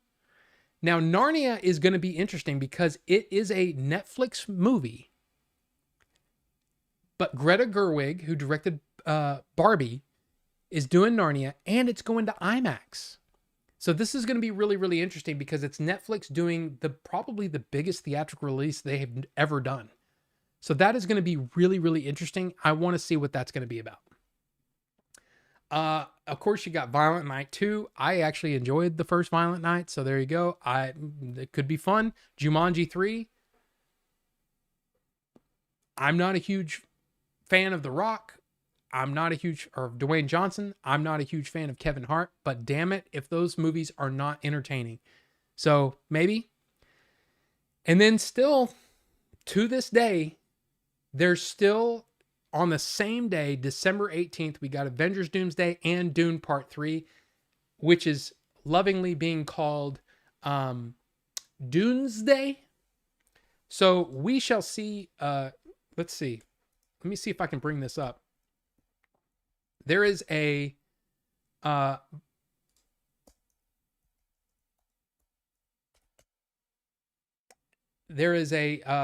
creator called Boss Logic who has been doing posters. He does like fake posters and stuff like that, or alternate posters. He has done some amazing stuff, and he did a Doomsday poster, and it's kind of badass. It's this one where my face was. I just think that's cool. So you got the sand dunes, but you also have the Avengers logo, and then you've got, you've got the freaking, that one right here. This one is cool. Oh, I can't click. I'm clicking on the wrong thing. This one is cool. Here, let me turn my face off again. Oop. I turned off the wrong thing. That one is cool. This one is cool. So anyway, if they're going to do this, if they're going to stick to this, it's going to be insane. Because you're going to have maybe two of the biggest movies of the year releasing on the exact same day. Avengers Doomsday, which has been getting all the hype. And Dune Part 3, which I love Dune. I thought it was great. I love Dune. I love Dune Part 2. So of course, I'm into Part 3. But we're not finished. There's still Werewolf, which is Robert Eggers' next movie. Now, I wasn't the biggest fan of Nosferatu. I love The Witch. I think The Witch is great. I enjoyed The Northman. But it's really The Witch. The Witch basically made me a fan of his. And I'm really excited to see what he's going to do for a werewolf film. So there you go. Those are all the movies that I'm interested in for 2026. So let's get caught up, and then we'll move over all the way over to Discord. So there you go. Sam Raimi directing again. Yes, he directed that movie Send Help that comes out January 30th. So just a couple of weeks. You might have answered this already, but have you seen No Other Choice yet? If yes, what did you think about it? I have not seen it, but I've heard great things about it.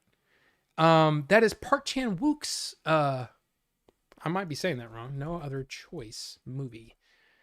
No, no, I have not seen it. I've heard it's really, really good. So yeah, that is definitely one. In fact, I don't have it up. So let's do this. Just watch. Is this available to stream anywhere right now? Or do I need to go to a theater? Because, man. So it's only at the cinema now. Only at the cinema now. But no, I haven't, but I do want to see it. I do want to see it. I know Spider-Man will be a blockbuster hit, but I'm excited for seeing Once Upon a Time in the cinema. Too bad it's a week after Spidey. What is that time in cinema? What is this?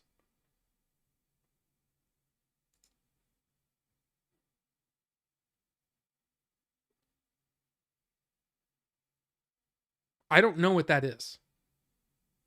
Now, if you're talking about, oh, you know what is not on that list?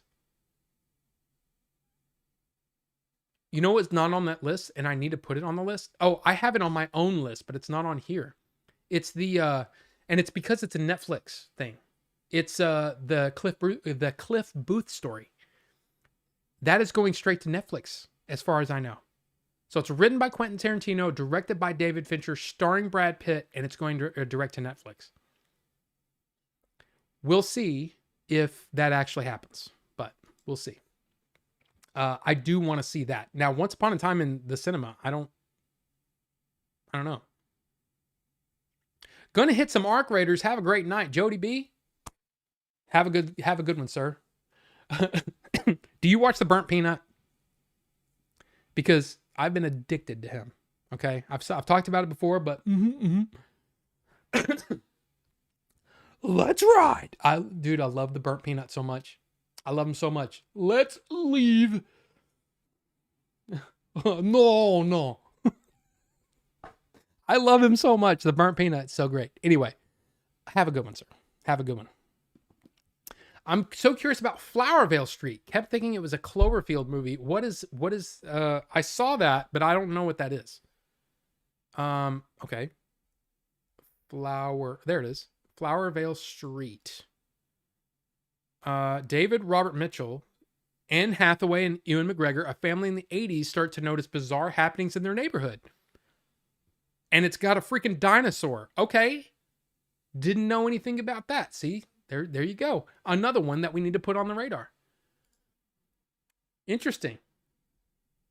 American Gangster was a hit for me. Very underrated. You're talking about the Ridley Scott one? Yeah. Dune 3 on the same day as Doomsday? Come on, WB. Here's the thing, though. They're thinking that it is going to be a Barbenheimer type situation. Now, here's the problem. I think there's a little too much overlap between the audiences of Dune and Avengers. The thing is, though, if they'd sold a premium ticket for IMAX that had, and you watch both of them back to back, I might buy that. I might do that. Because if they do come out the same day, I'm going to see them the same day.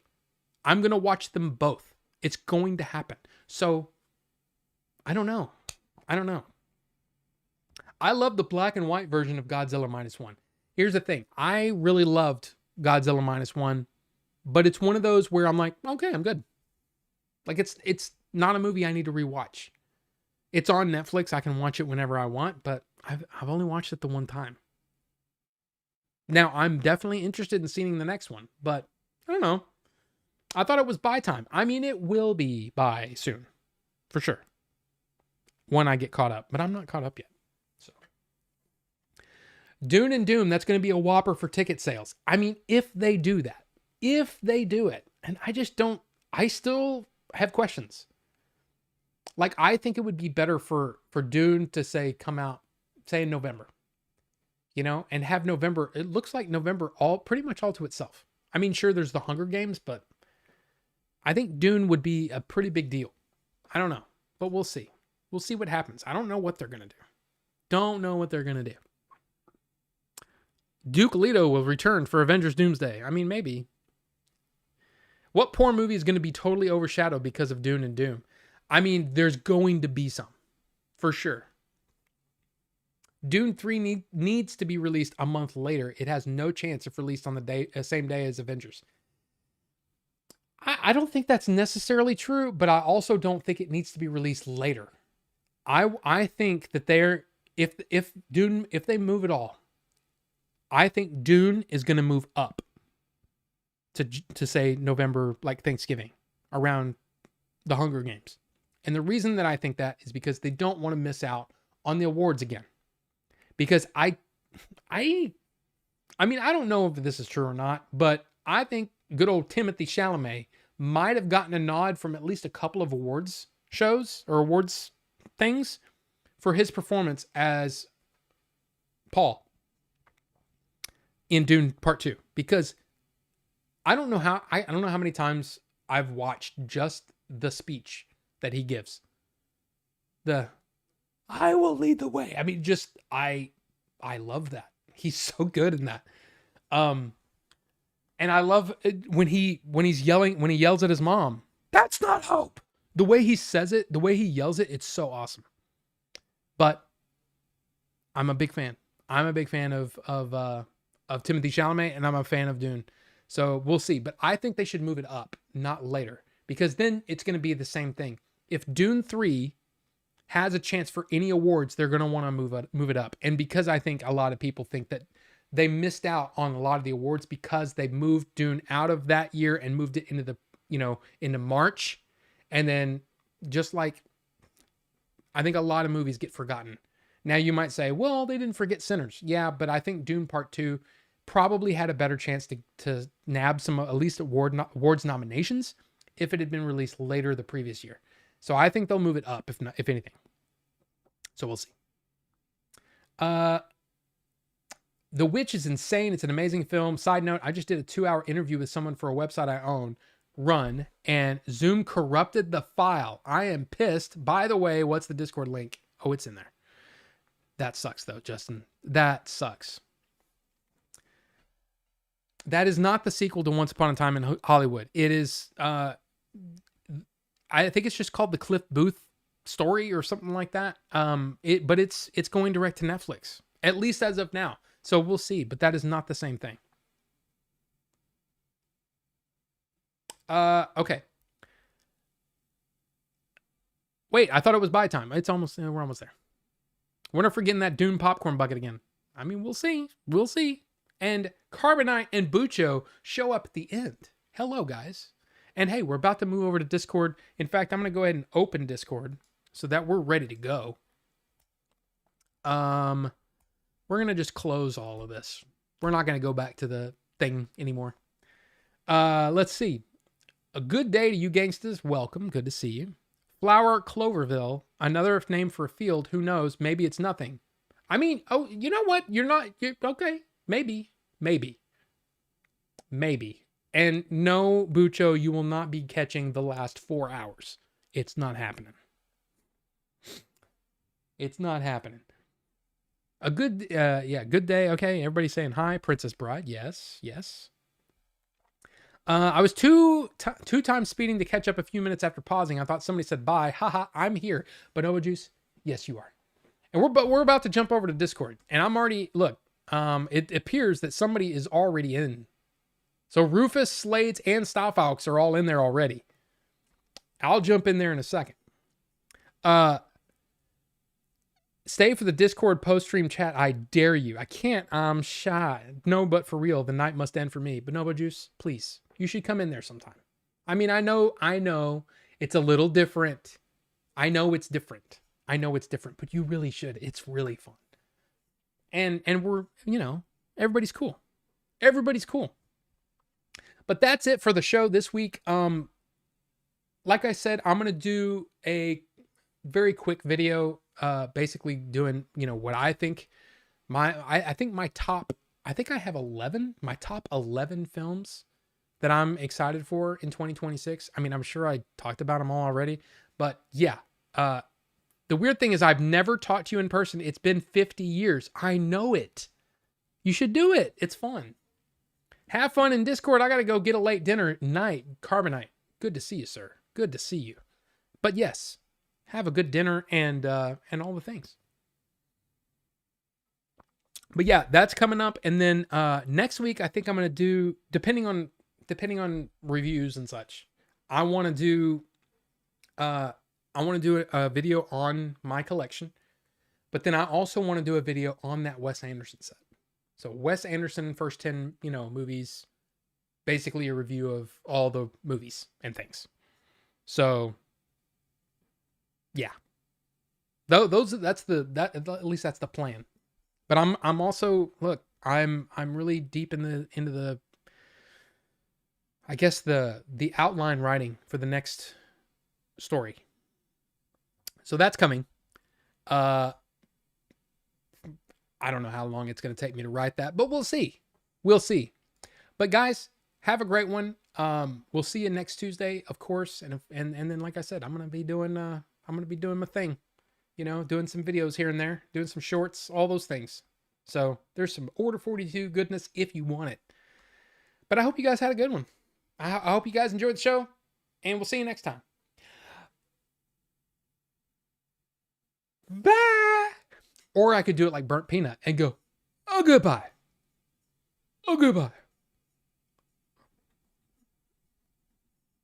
Oh, goodbye. Good night. Goodbye. Good night.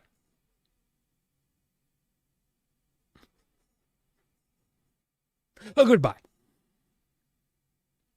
Oh, goodbye. Goodbye.